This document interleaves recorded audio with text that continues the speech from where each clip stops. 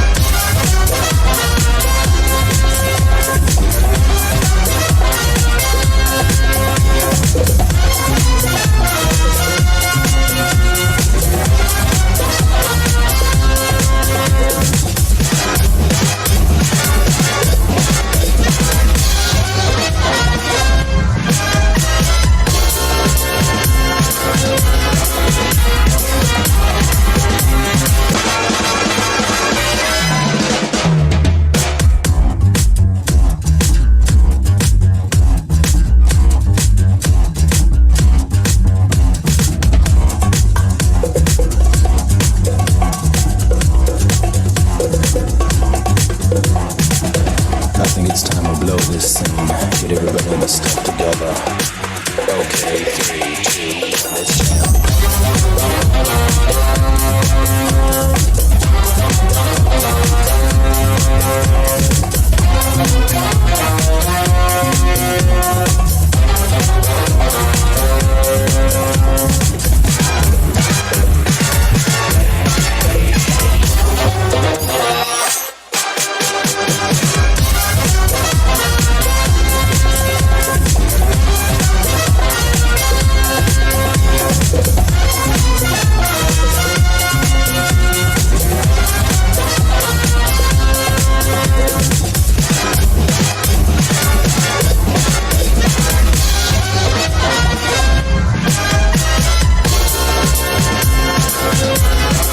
Assalamualaikum warahmatullahi wabarakatuh.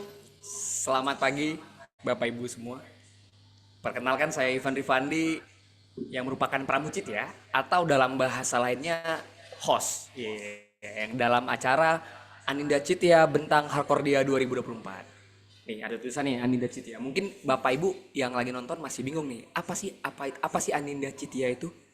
Aninda Citya itu merupakan komunitas pembelajar akuntansi forensik dan investigasi yang merupakan wadah kolaborasi antara APIP, SPI, dari semua pihak, baik dari kementerian, lembaga, Pemda, BUMN, dan pemerintah daerah. Jadi Aninda Citya ini punya cita-cita besar, yaitu menghadirkan strategi edukasi yang terintegrasi, sehingga dapat mendorong upaya kita untuk melakukan perbaikan sistem, terutama untuk penguatan budaya integritas. Aninda Citya juga terdiri dari dua kata yang dari bahasa Sanskerta, Aninda dan Citya, di mana Aninda itu artinya kebajikan dan Citya itu adalah ilmu pengetahuan. Kalau kata Bu Sri Mulyani Menteri Keuangan, kalau misalnya anggaran itu kalau dibagi habis, tapi insya Allah kalau pengetahuan dibagi dia semakin banyak.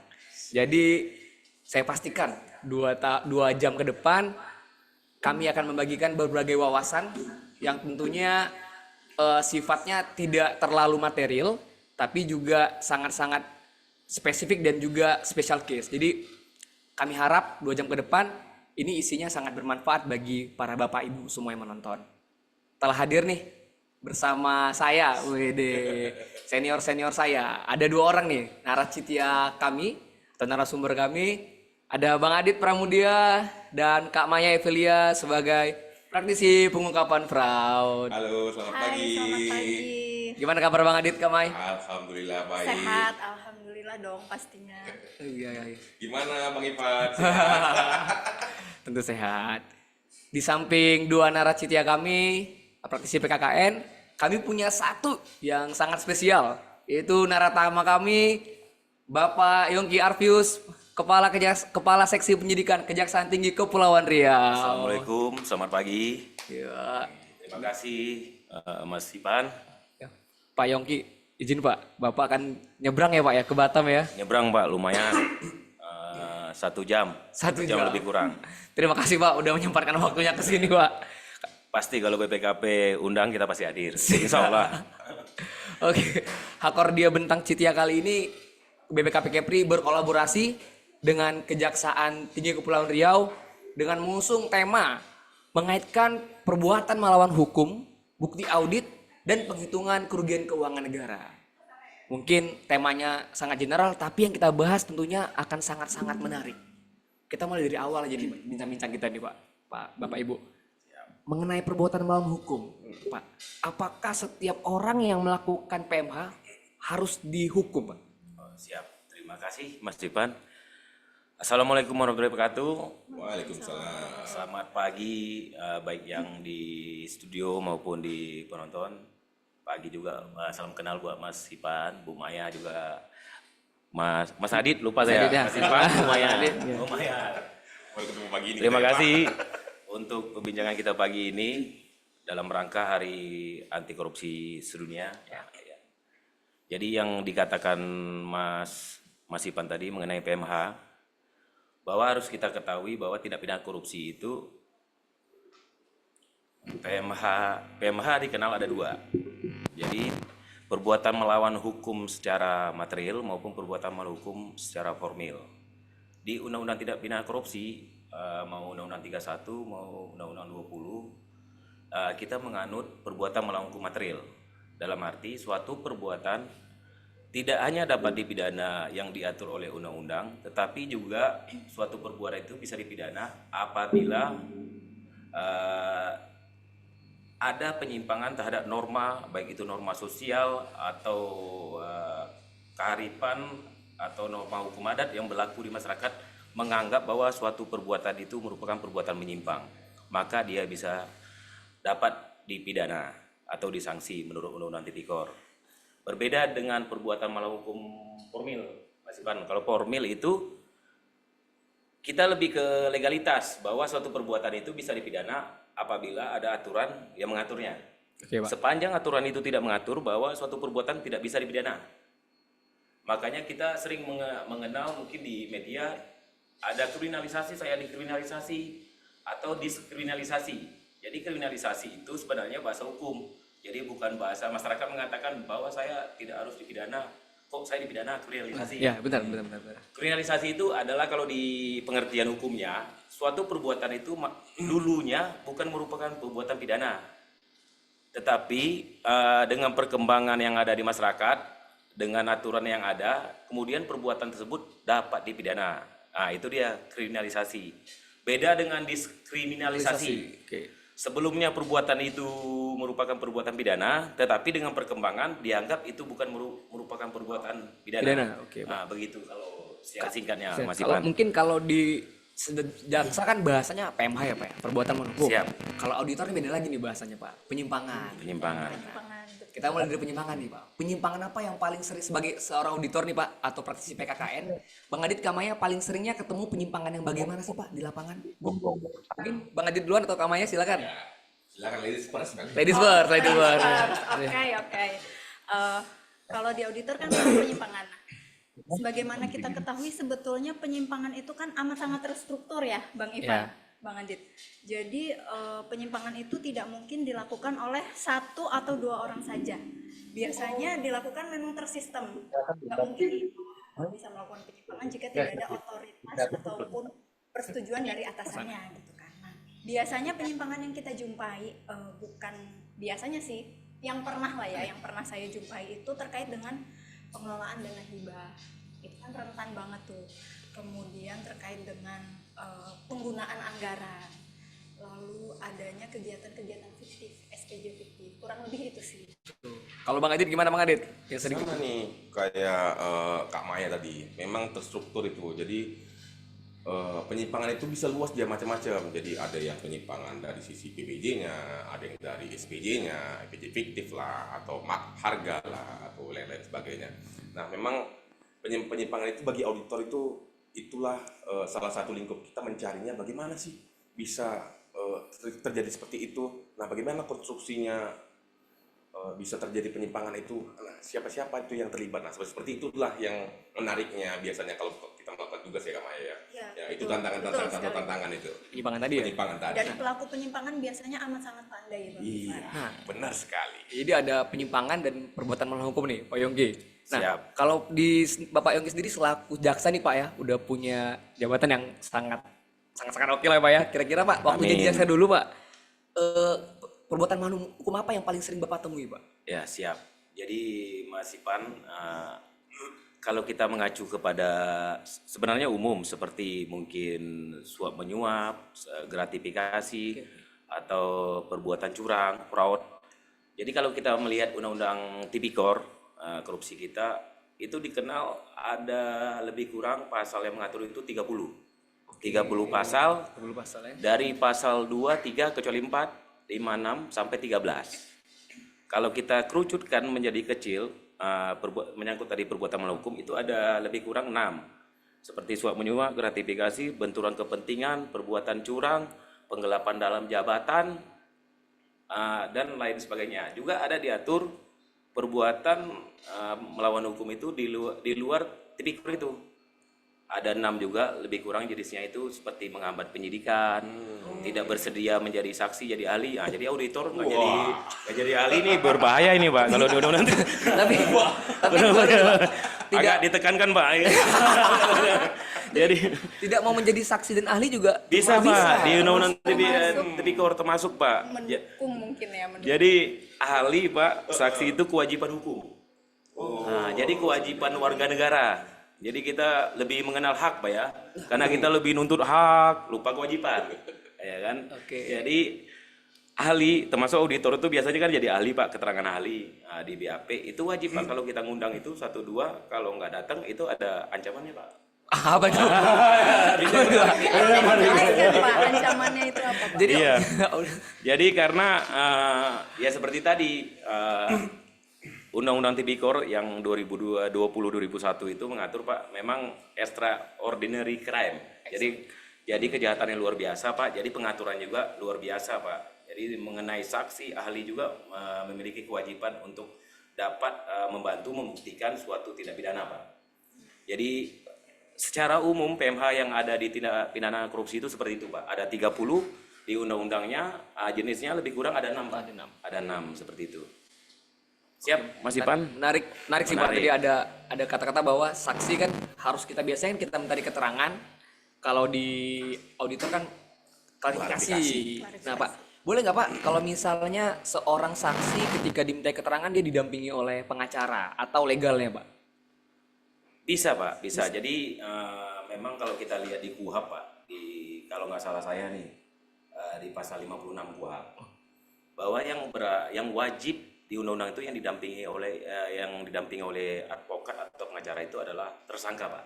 Oh tersangka. Setelah status sebagai tersangka maka wajib hukumnya Pak untuk didampingi oleh advokat atau penasihat hukum. Di pasal, kalau nggak salah saya di pasal 56 itu mengatur.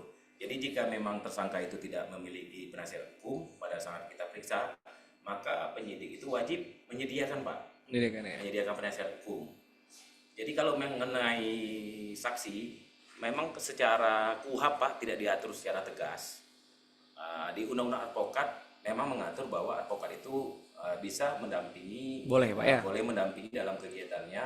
Boleh itu tergantung dari penyidiknya Pak. Apakah bersedia untuk didampingi, bahwa saksi ini didampingi penasihat hukum atau tidak? Karena di KUHP sendiri tidak ada kewajiban untuk itu Pak. Kalau saksi Pak ya, kalau tersangka wajib. Kalau Bang Adin Kamaya pas klarif pernah Mas pengacara atau legalnya ikut gitu mendampingi. Nah, ada yang menarik nih Bang Ivan. Kemarin waktu saya melakukan klarifikasi nih kan, kita ada metode klarifikasi namanya. Mungkin dengan Pak Yongki itu pemeriksaan ya Pak ya, pemeriksaan saksi atau tersangka gitu ya Pak. Kami kan klarifikasi. Nah, itu ada beberapa saksi lah ya, atau yang kami klarifikasi itu dia didampingi oleh penasihat hukumnya memang. Nah, jadi kami ditanya mengenai sebagai apa, dalam rangka apa. Itu yang menarik sih. Ada beberapa kali saya ditanya mengenai itu. Jadi BPKP dalam rangka apa sih? Ini kan udah masuk pro justisia nih. Nah, gitulah. Jadi kita jelaskan lah itu dalam rangka klarifikasi kan, audit PKKN misalnya kan, penghitungan kerugian keuangan negara. Jadi kita mempunyai metode, salah satunya adalah klarifikasi kepada saksi atau tersangka. Gunanya apa? Nah, itu kita mencari bukti-bukti. Kita kan terkait bukti nih, kan Kak Maya terkait bukti, Bang Ipan terkait bukti. Jadi untuk mendukung bagaimana sih konstruksi memunculkan kerugian keuangan negara ini, apa sih? Kenapa dia sebabnya? Jadi kan kita ada tuh sebab akibat gitu kan? Penyebabnya apa? Nah, seperti itu Bang Ipan. Jadi, pernah tuh. Kalau Kak Maya, Kak, pernah nggak? Nah, serupa sebetulnya ya dengan Bang Adit. Pernah ada, sebetulnya nggak sering sih, baru 2 kali lah. Ada saksi yang didampingi oleh pengacaranya. Namun kebetulan pengacaranya memang nggak menanyakan ngapain sih BPKP gitu. Enggak, mereka lebih didampingin karena memang mau merubah keterangan secara total. Yang tadinya dia tidak mengaku jadi mengaku gitu. Oh, malah lihat dalam arti positif Iya, ya Pak ya, dalam kalau kayak arti gini ya. positif, khususnya bukan dalam arti mereka mau defensif gitu. Padahal gini ya, Mas, saya tambahin Boleh, boleh, Pak. Mas Silakan, Ipan ya. Padahal itu juga mengenai kepentingan yang terperiksa Pak ya, yang diklarifikasi. Kenapa apa? Jadi dia bisa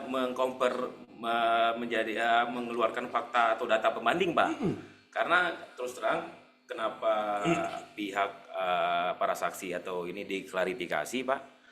Karena nanti di persidangan ditanyain apakah auditor telah melihat data atau mempertanyakan langsung kepada para pihak bagaimana metode dari auditornya. Nah, itu dipertanyakan Pak. Makanya sangat perlu di sisi hasil auditnya Pak ya, tapi di sisi dari pihak terperiksa dalam hal ini yang berkepentingan itu tersangka Pak ya, tersangka berkepentingan, dia bisa mengcompare data yang dia miliki Pak. Nah, dalam arti dia memiliki hak jawab di situ bahwa data yang diberikan oleh penyidik mungkin seperti ini Pak, saya seperti ini Pak. Jadi disinilah bahwa metode yang dilakukan oleh auditor khususnya BPKP komprehensif Pak, komprehensif. Nah, jadi bukan hanya dari penyidik, dari jaksa, tapi juga dari para pihak yang diklarifikasi. Jadi saya rasa hal-hal yang dilakukan BPKP itu sangat inilah Pak, sangat memenuhi kepentingan dari para pihak. Saya kira seperti itu Pak. Betul. Memang ketemunya salah satu tempat bertemunya auditor dan jaksa kan di bukti nih Pak. Iya. Karena kan memang ketika PKKN bukti kan memang sudah sangat-sangat dikumpulkan ya Pak ya, sudah didokumentasikan oleh para penyidik. Nah, bukti ini kan ada banyak nih, Bang. Pak, izin Pak. Kalau dari secara audit nih Bang, sifat bukti itu apa sih sebenarnya Bang Adit? Nah, sifat bukti itu sebenarnya secara umum itu ada 4. Jadi dia cukup, andal, relevan, bermanfaat. Nah, masing-masing itu Bang Ipan saling berkaitan tuh. Jadi kita nggak bisa juga menyatakan bukti itu cukup kalau dia nggak relevan. Cukup banyak misalnya kan, cukup banyak tapi nggak ada kaitannya. Nggak nyambung ya. Bisa juga kan. Iya. Jadi ya harus berkaitan, cukup, relevan, andal dan bermanfaat. Bermanfaat ini paling penting. Jadi bermanfaat untuk mendukung kita tuh dalam hasil pelaporan itu Pak, pembuktian pengadilan, pengambilan kesimpulan. Jangan nanti yang kita kesimpulan kita A, tapi bukti kita dia nggak nyambung ke A, ke Z. Nah itu susah juga tuh nanti waktu di counter kan seperti itu. Gimana itu? Parah juga Pak kalau buktinya nggak kok. Iya Pak, tadi saya katakan bahwa kenapa mungkin dalam waktu perkembangan kemarin Pak, mungkin dulunya saya mengenal bahwa tidak ada klarifikasi Pak. Jadi bahwa auditor hanya mengklarifikasi pihak-pihak utama Pak, pihak-pihak penting aja. Tapi dengan perkembangan yang ada di persidangan, bahwa hakim pun menanyakan kepada ahli, khususnya auditor itu lengkap Pak, bahwa saudara data yang diambil dari mana, diperoleh dari siapa, pernah nggak melakukan klarifikasi terhadap data yang diperoleh. Jadi makanya untuk memenuhi itu, makanya auditor itu dalam hal ini dengan kerjasama atau bantuan dari penyidik memanggil para pihak. Kalau untuk bukti Pak, kalau di hukum kita kan mengacu tetap ke pasal 184 Pak ya, KUHP. Ada 5 Pak. Ada 5 itu salah satunya keterangan saksi, keterangan ahli, surat, petunjuk, dan keterangan terdakwa Pak. Jadi untuk tadi kita mengatakan di mana sih posisinya alat bukti auditor Pak, keterangan. Jadi ada 2 Pak. Untuk LHP PKN Pak ya, perhitungan kerugian keuangan negara, itu kami memposisikan selaku, mungkin kalau udah di sidang Pak, itu penuntut umum, sebagai alat bukti surat, Pak. Alat bukti surat. Surat. Jadi dia posisinya itu kalau di 184 itu posisi 2 kalau nggak salah saya, Pak. Keterangan yang auditor berikan di persidangan itu, Pak, bernilai dari menilai pembuktiannya itu keterangan ahli, Pak. Keterangan ahli. Keterangan ahli. Jadi ada 2, Pak. Ada 2 hal yang kami dapat dari kerjasama atau minta bantuan auditor untuk menghitung kerugian keuangan negara. Di samping itu alat bukti keterangan ahli juga sebagai alat bukti surat, Pak. Bahkan di 186 Pak ya, KUHP itu mengatakan keterangan ahli adalah keterangan yang diberikan pada saat persidangan, Pak. Ada debatable, Pak, bahwa bagaimana jika ahli itu tidak memberikan keterangan di persidangan, apakah bernilai alat bukti menurut pasal 186, Pak. Kita kembali, Pak, bahwa BAP pengertian alat bukti surat, Pak ya, kalau nggak salah saya di pasal 187 bahwa BAP itu adalah surat yang dibuat oleh pejabat yang berwenang, autentifikasinya itu, Pak, sama dianggap sebagai alat bukti surat, Pak. Jadi BAP Bapak, makanya hal itu berbeda sama saksi. Ahli itu kan sebelum dan sesudah itu disumpah, Pak ya, disumpah, Pak. Makanya dia bernilai alat bukti surat. Dan tentu saja, Pak, di 5 alat bukti ini kita tetap mengacu kepada pasal 183 KUHP bahwa 2 alat bukti dengan keyakinan hakim, Pak. Kembali lagi, Pak, keyakinan hakim. Dari ahli, makanya ada perdebatan, Pak. Mungkin ini topik menarik juga, Pak, karena ini BPKP perdebatan. Siap, Pak. Sejauh mana sih BPKP mempunyai kewenangan, Pak? Iya. Untuk melakukan audit. Kalau saya mungkin mengikuti, Pak, kebetulan nih, Pak, kebetulan bukan ini ya. Tesis saya itu tentang auditor BPKP, Pak. Menarik. Iya, jadi tahun 2011, Pak. Jadi tesis S2 saya itu tentang peranan auditor BPKP dalam perhitungan kerugian negara dalam suatu tindak pidana korupsi, Pak. Ada beberapa contoh kasus itu, Pak. Karena waktu itu tahun 2011 itu lagi ada beberapa kasus, Pak, bebas. Mungkin beranggapan bahwa BPKP itu bukan lembaga yang bisa mendeklar atau menjustis suatu KN, Pak. Tapi dengan perkembangan waktu juga bahkan kalau nggak salah saya di Undang-Undang Tipikor, Pak, pasal 32, akuntan publik aja diakui, Pak. Iya. Apalagi BPKP, Pak, ya kan? Jadi dengan keluarnya Perpres, Kepres, kalau nggak salah 103, Pak ya, Perpres itu ya, Pak ya, 103 yang mengatur tentang BPKP juga telah secara tegas di Undang-Undang KPK juga, Pak, di Undang-Undang 30 tahun 2002 itu di pasal 6, Pak, bahkan telah di MK. Jadi saya mengikuti BPKP ini, Pak, di petun aja itu banyak, Pak, di petun itu LHP itu di petun, Pak, banyak sekali. Pak, tapi bisa dikatakan 90-an, Pak, bahkan 95 ke atas itu BPKP sampai putusan MK diakui, Pak, oleh hakim bahwa memang salah satu pihak yang berarti berwenang untuk melakukan audit kerugian keuangan negara, Pak. Jadi maksud saya itu hal itu tidak menjadi masalah lagi, Pak. Sekarang ya, Pak ya. Sekarang nggak ada masalah lagi, Pak. Siap. Izin, Pak. Oke, Pak, masih kita kembali ke bukti nih. Tadi memang sudah sangat oke banget nih informasi dari Pak Yonggi. Oke, masalah bukti nih, Pak. Balik lagi ya ke bukti Kamaya. Kak, pernah nggak sih, Kak, ketemu kan kalau dulu kan bukti kita itu kan paper base ya, bentuknya kertas. Kalau sekarang kan masif dari aplikasi dan data soft file. Nah, pernah nggak, Kak, ketemu bukti yang sulit untuk dicari atau digapai gitu, Kamaya nih? Baik, mungkin maksudnya Bang Ivan terkait dengan data. Jadi yang sering kita jumpai itu kan data memang tidak hanya data Paper, fisik ya, data paper ya, tidak paper hanya base. data kertas, tapi juga tidak hanya dokumen, tapi juga data elektronik mungkin. Maksudnya ya betul. benar. Nah, terkait dengan data elektronik sendiri, kita sebagai auditor memang kan belum ada kompetensi untuk memastikan lah ya, apakah datanya ini valid atau tidak. Tentunya dibantu dengan ahli yang berkompeten dalam hal tersebut, yaitu ahli forensik ya.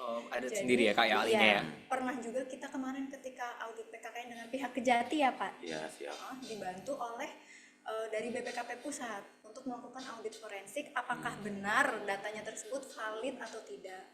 Kemudian telusuri juga sumber datanya. Pernah ada perubahan dari data tersebut atau tidak gitu. Jadi memang kan data elektronik ini sangat rentan ya, maksudnya bisa dirubah oleh pihak-pihak yang memang memiliki akses ke software atau aplikasi lah ya. Iya, benar-benar Nah, benar. gitu. Jadi inilah fungsinya dilakukan audit ataupun audit forensik istilahnya ya, mengenai keaslian data tersebut. Kalaupun memang pernah manipulasi, harapannya kan bisa ditelusuri kembali nih data aslinya seperti apa. Memang itu menjadi tantangan bersama nih Bang. Iya. Karena kan dulu bergeser ya, dulu kan sangat-sangat dokumen ya Pak ya, Iya, kertas. Sekarang Pak, banyak kontainer ya Pak. sekarang Excel Pak, Excel beratus ribu harus kita olah. Bahkan Iya. ada yang dari tarikan data aplikasi itu. Iya, Iya. aplikasi semua. Nah, yang menarik ini, jadi kita mengumpulin tuh data-data digital nih kan, data Iya, digital. digital. Kita punya digital forensik gitu kan. Nah, digital forensik. Nah, yang saya masih berpikir nih, mungkin kita diskusi ya, itu apa sih syarat-syarat digital forensik itu? Dia nanti diakui tuh Pak Di persidangan. di persidangan. Nah, itu yang jadi tantangan kadang-kadang nih Pak. Benar Pak. Oh. Iya. Mas Adit ya. Jadi kalau kita melihat dari Undang-Undang Tipikor juga mengatur tentang bukti elektronik Pak ya. Bukti Kalau elektronik, bahasanya Pak. bukti elektronik. Elektronik. Di Undang-Undang ITE juga dikenal juga Pak bukti elektronik tersebut. Bahwa kapan sih bukti elektronik itu diakui sah Pak di persidangan? Ya memang kita melihat dari awal Pak. Bagaimana diperoleh Pak bukti elektronik tersebut? Bagaimana gitu? Ya diperoleh dari siapa? Sumber Ya, datanya bagaimana, dan tentu saja kita harus memiliki berita acara Pak ya dalam pengambilan tersebut. Kalau memang bukti elektronik tersebut sangat-sangat kompleks Pak ya. Beda mungkin berbentuk Word, tapi kalau berbentuk aplikasi Excel itu kompleks Pak ya. Nah, kita cara pengambilan tentu kita minta bantuan ahli. Karena banyak Pak, mungkin seperti yang kita berkembang melihat di beberapa media sosial seperti alat bukti elektronik, video CCTV. Jadi secara pengambilannya pun Pak di VR itu memang didampingi oleh ahli. Oh. Kenapa? Nanti pas di persidangan itu bakal yang dibahas itu bukan material dari isinya Pak. Bagaimana sih formil caranya seperti mengambil itu Iya, sah nggak iya. cara pengambilannya, itu bakal jadi masalah Pak. Makanya alangkah baiknya benar kata Mas Adit, ya ada digital forensik Pak, ahli. Jadi penyidik ini tidak bisa berdiri sendiri Pak. Jadi banyak ahli yang dibutuhkan Pak. Digital forensik, ahli keuangan negara, segala macam Pak. Jadi seperti itu, sehingga nanti pas di persidangan Pak, bukti elektronik itu diakui oleh hakim.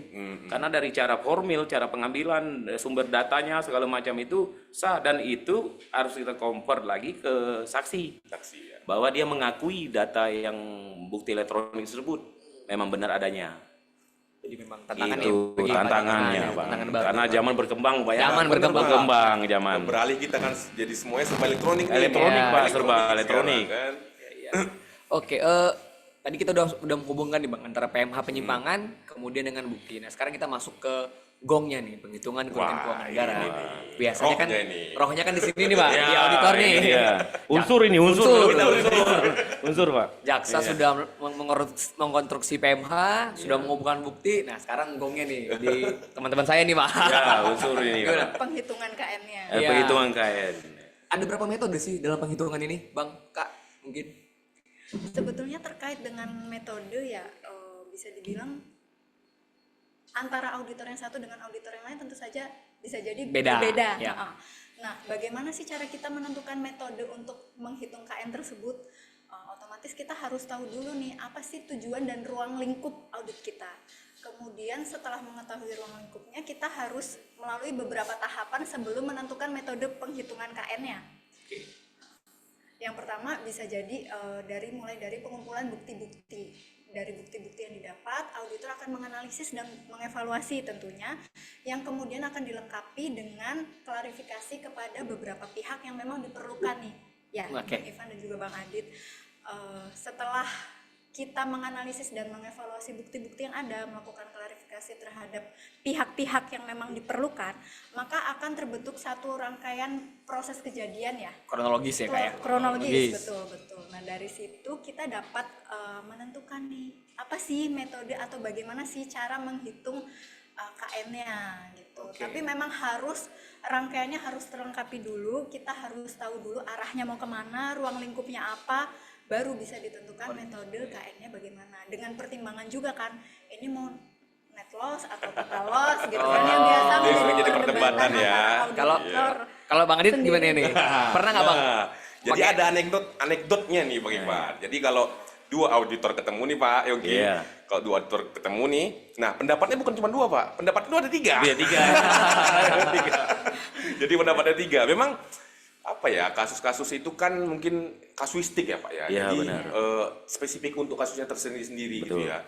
Jadi metode perhitungannya juga kita harus melihat ruang lingkupnya tadi. Betul kata Kak Maya, ruang lingkupnya itu kita ngelihat bagaimana sih konstruksi kasusnya, bagaimana tata cara perhitungan. Jadi menyesuaikan tuh, ada yang net loss, ada yang total loss, ada harga wajar, harga pokok, atau dengan biaya, misalnya harusnya negara mengeluarkan uang lagi untuk ada kerugian negara, nah itu kan bisa termasuk. Tapi tergantung memang kasuistik ya Pak. Iya, Jadi tergantung masing-masing.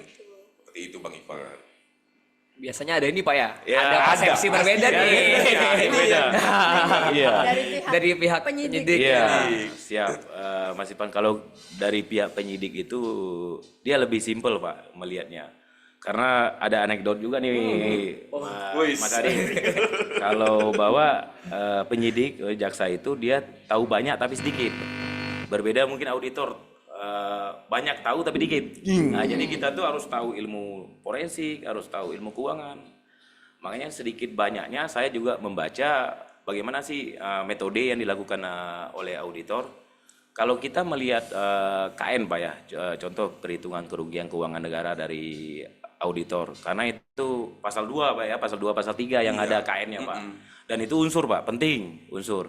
Dan di Undang-Undang Tipikor kan harus nyata dan pasti Pak. Iya, Nah, betul itu sekali, Pak. ada dikuatkan juga putusan MK Pak ya, harus nyata dan pasti dihitung oleh ahli yang berwenang untuk itu.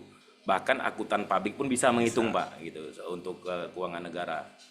Jadi kita melihatnya ada beberapa aspek sih Pak, atau kalau perkembangan penyidikan atau perkembangan penuntutan pada saat ini ada kita melihat itu kerugian itu dari aspek perspektif keuangan. Ada kita melihat kerugian itu dari perspektif akuntansi. Ada kita melihat dari perspektif perekonomian. Bisa kita melihat dari perspektif sosial, macam-macam Pak. Dari perspektif terakhir yang berkembang perspektif kerusakan lingkungan Pak. Lingkungan. Bahkan nanti ada terkait dengan perekonomian negara Pak, itu menarik lagi kita bahas Pak. Itu tetap menggunakan auditor seperti BPKP Pak, tapi memang didukung oleh ahli-ahli yang lain sebagai ahli penunjang Pak, seperti mungkin kalau perekonomian negara ahli ekonomi Pak, ekonomi ya. Bagaimana dampak stabilitas ekonomi di suatu daerah dengan kejadian tersebut Pak, itu dihitung, makanya bisa luar biasa sekali Pak dari hasil KN itu. Dan kita melihatnya bahwa suatu perbuatan, begini Pak, kalau penyidik itu melihat bahwa suatu perbuatan jika tidak mencapai tujuan dari rencana perbuatan tersebut direncanakan dari awal Pak, bahkan mungkin izin atau segala macam tidak terpenuhi, bahkan tidak memiliki izin Pak, itu kita menganggap bahwa perbuatan itu dilakukan konsekuensinya adalah tidak diakui atau tidak berdasar secara hukum. Makanya kita sering mengatakan sama auditor total loss Pak, total loss. Total loss. Mutlak gitu. Iya ya, mutlak. Pak, ya. Tapi kan auditor punya pandangan sendiri Pak bahwa kalau ada nilai ekonomis kata Bu Maya mungkin kan yang kita diskusi tadi ada masih nilai manfaat itu nggak bisa di total loss Pak ya, lebih ke real loss. Makanya kita mungkin saya nanya juga bagaimana sih auditor melihat total loss itu dan real loss itu Pak? Iya kan, dan bahkan bahasa sekarang actual loss. Gitu Pak ya kan. Gimana sih melihat auditor Pak biar perspektif penyidik sama auditor ini jadi sama kan Pak? Ini yang bisa sering kita Menarik diskusi ya, ya Pak. Pak. Jadi memang kalau auditor sendiri mempertimbangkannya itu Pak, kami itu memegang prinsip-prinsip kehati-hatian, konservatisme. Jadi lebih baik, istilahnya lebih baik kecil tapi pasti daripada besar tapi kami tidak bisa membuktikan gitu istilahnya Pak. Contohnya misal revenue, kan ada cost biaya-biaya mengikuti ya Pak. Iya, benar. Pendapatan tersebut diikuti oleh biaya-biaya. Bukan berarti kami sempat ada ahli juga yang menyatakan kenapa sih auditor mengakui biaya mencuri, bukan mengakui biaya mencuri sebetulnya. Jadi memang untuk menentukan net loss atau total loss cukup kompleks Pak. Apa saja biaya yang sudah dikeluarkan, kemudian negara memperoleh manfaat dari hal tersebut atau tidak. Karena kan seperti mungkin kita tidak berbicara PBJ, pernah ada suatu kasus tentang jasa nih Pak. Negara memang tidak mampu untuk melakukan jasa tersebut sendiri sehingga dilakukan oleh pihak swasta gitu ya Pak. Nah atas hal tersebut negara sudah memperoleh keuntungan. Iya. Jadi siapapun yang melakukan ilegal atau legal sebetulnya yang diperoleh negara tetap segitu gitu Pak. Salah satunya itu pertimbangannya. Jadi memang banyak sekali yang dipertimbangkan. Salah satunya berapa sih biaya yang sudah dikeluarkan. Lebih hati-hati. Lebih hati-hati. Kalau Bang Adit pernah total loss Bang? Sampai sejauh ini total loss itu yang paling berat. Berat sekali auditor untuk menentukan total loss gitu Pak. Benar. Tapi berat bukan berarti tidak mungkin ya. Oh, tidak Masih tentu mungkin, masih mungkin. Masih mungkin ya. Tentu saja. Jadi kalau apa ya kita bicara gampangnya ya, karena kan itu perlu analisis lagi ya mendalam ya kalau dari kita sisi auditor. Jadi itu yang memang sering diskusinya itu enak tuh dengan teman-teman dari penyidik gitu kan Pak, pandangan-pandangan itu. Nah kalau dari sisi gampangnya sih dia bermanfaat atau tidak, atau nilai ekonomis tadi kan. Nah dari sisi sana masih bisa dimanfaatkan atau tidak gitu kan. Nah itu bisa menjadi di arahnya bisa jadi net loss atau total loss. Tapi nggak hanya cuman satu variabel itu aja, kita harus melihat lagi secara lebih luas gitu kan. Bagaimana? Karena kasus itu kasuistik. Masing-masing punya ini sendiri. Nah, kita ada satu simulasi nih Pak. Oh, sedap nih. Jadi tadi kan Pak Kasidi narasumber kami kan udah menyinggung masalah haram ya Pak ya. Artinya ketika dia anak haram berarti apa yang dilakukan dia pun mutlak haram. Konsekuensinya seperti itu. Konsekuensinya itu. Kita asumsikan ada sebuah kegiatan Pak yang dilakukan secara ilegal. Kegiatan ini adalah memarkirkan mobil Pak di sebuah area parkiran. Siap. Oke, ada parkiran lahan kosong, parkirannya berantakan, membuat macet atau crowded di daerah situ. Tapi ini ilegal nih, Akhirnya dia punya, ada pihak swasta itu merasa kayaknya aku harus hadir di sini Pak. Dia tertibkan parkiran itu, kemudian dia menarik uang retribusi. Nah, kriterianya atau peraturan yang menyatakan bahwa harus ada bagi hasil ke pemerintah. Nah, yang jadi masalah Pak, kan dia juga ikut bekerja, mengeluarkan tenaga kerja, mengeluarkan tenda atau segala macam lah Pak untuk menertibkan ini. Nah, tapi itu ilegal Pak. Nah, itu gimana Pak pandangan jaksa? Penyidik Pak, maaf. Penyidik ya. Penyidik ya. Jadi kalau dari sisi penyidik Pak, segala sesuatu itu lebih condong bahwa aturan Pak ya, aturan main lah, dalam arti aturan hukum yang berlaku. Untuk mungkin zaman sekarang segala aspek kehidupan kita itu udah diatur Pak ya. Sudah. Apalagi hal sekecil parkir. Sepanjang mungkin ada aturan tentang parkir Pak, mungkin ada bahkan lembaga di SUB, UPT, perparkiran kalau di suatu daerah Pak yang mengatur tentang hal itu. Sepanjang mereka itu melakukan itu tidak memperoleh keuntungan, atau dia memperoleh keuntungan tapi ada share atau sharing Pak ke pemerintah berdasarkan aturan itu, enggak apa-apa Pak.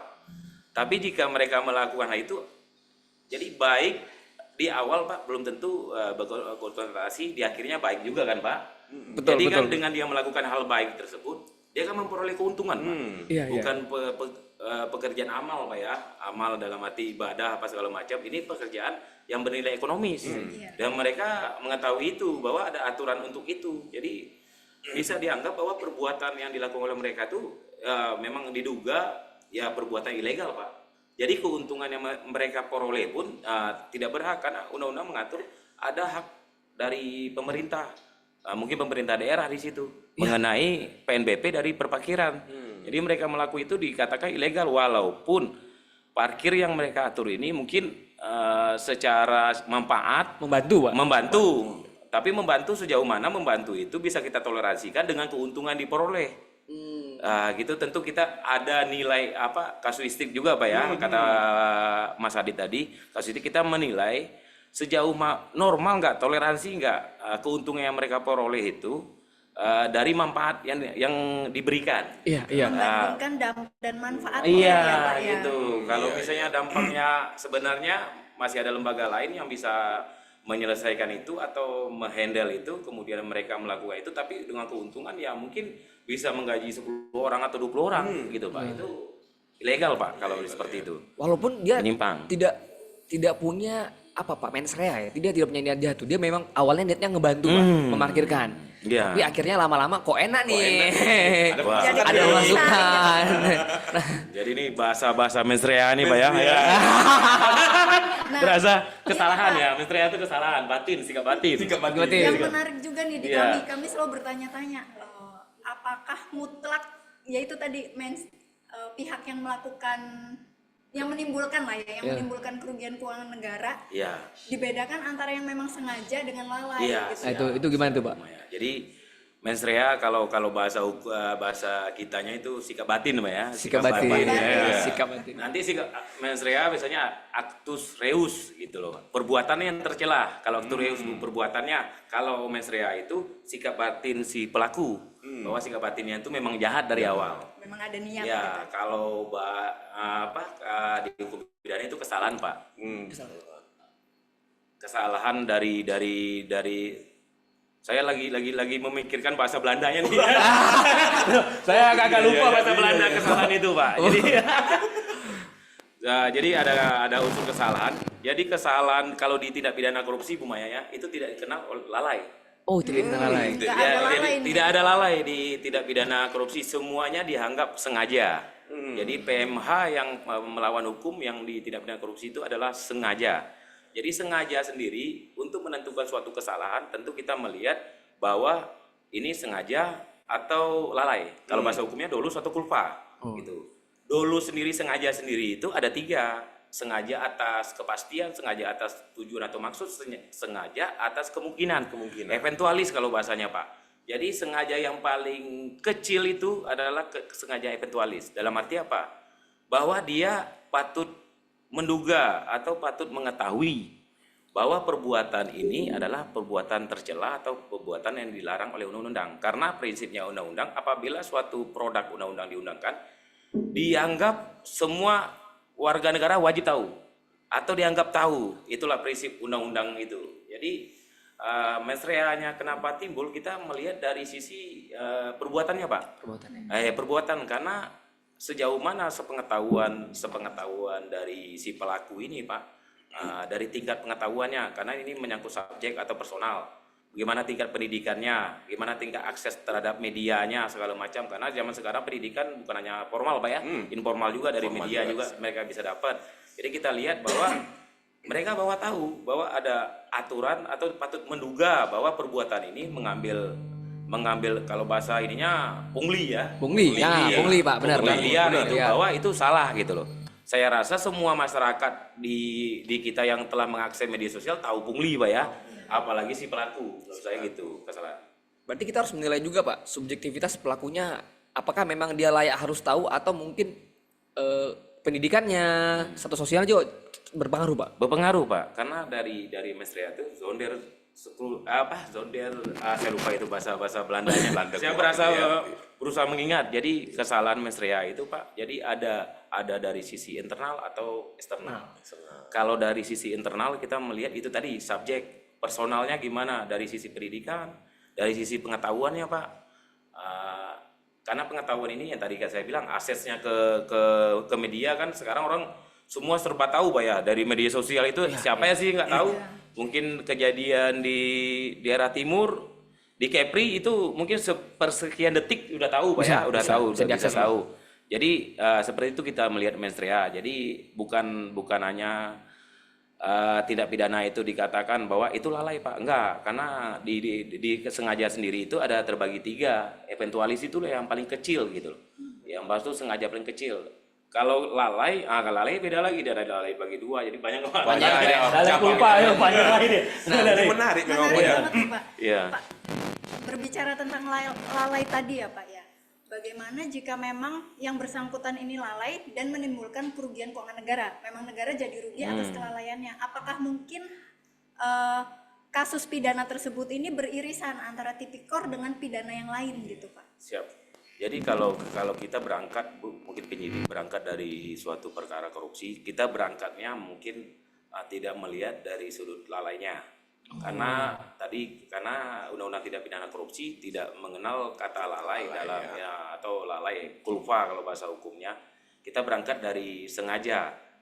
Suatu mungkin contoh umumnya Pak, suatu kepala satker yang di bawah kepala satker itu mungkin ada PPK atau PPTK, Bu ya. PPTK atau PPK tersebut mungkin ada melakukan fraud atau kecurangan atau perbuatan menyimpang dari sisi pengadaan, contoh kita, Bu, atau kegiatan keuangan. Dari sisi pengadaan atau kegiatan keuangan.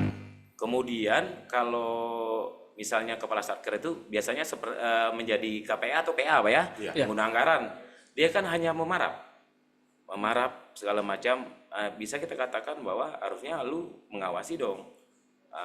Karena dia tidak mengawasi, dia hanya memarap aja semua pencairan yang diajukan, SPM yang diajukan, sehingga lahir SP2D, barang itu cair, padahal kegiatan tersebut tidak presentasinya tidak seperti itu. Mungkin dicairkan 80%, presentasinya cuma 20% gitu. Nah, seperti itu. Jadi mungkin orang beranggapan, oh ini lalai ini KPA-nya atau PA-nya. Lalai. Enggak, kalau penyidik melihatnya enggak seperti itu, bahwa PA itu kan punya tusi, Bu ya, punya tusi. Tusi umumnya adalah dia bertanggung jawab terhadap pengelolaan keuangan suatu satker. Itu umum, saya ngambil umum. Jadi segala sesuatu pengelolaan keuangan di suatu satker, itu PA itu ada tanggung jawabnya.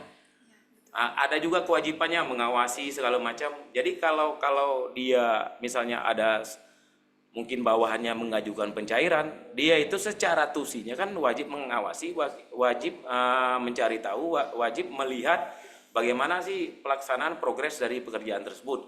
Jadi undang-undang mengatur hal seperti itu. Tidak bisa dia dikatakan lari karena tadi delik sengaja atas kemungkinan. Eventual jadi dia harusnya patut menduga dong. Patut menduga dong. Ini kok tiba-tiba bahasa kita lu mengaju pencairan tapi gua nggak ngelihat ini kan bisa dengan pengetahuan dia selaku PA udah berapa tahun, seharusnya dia mengecek itu kebenarannya, Bu ya. Seperti itu. Malah seperti pembiaran ya, Pak?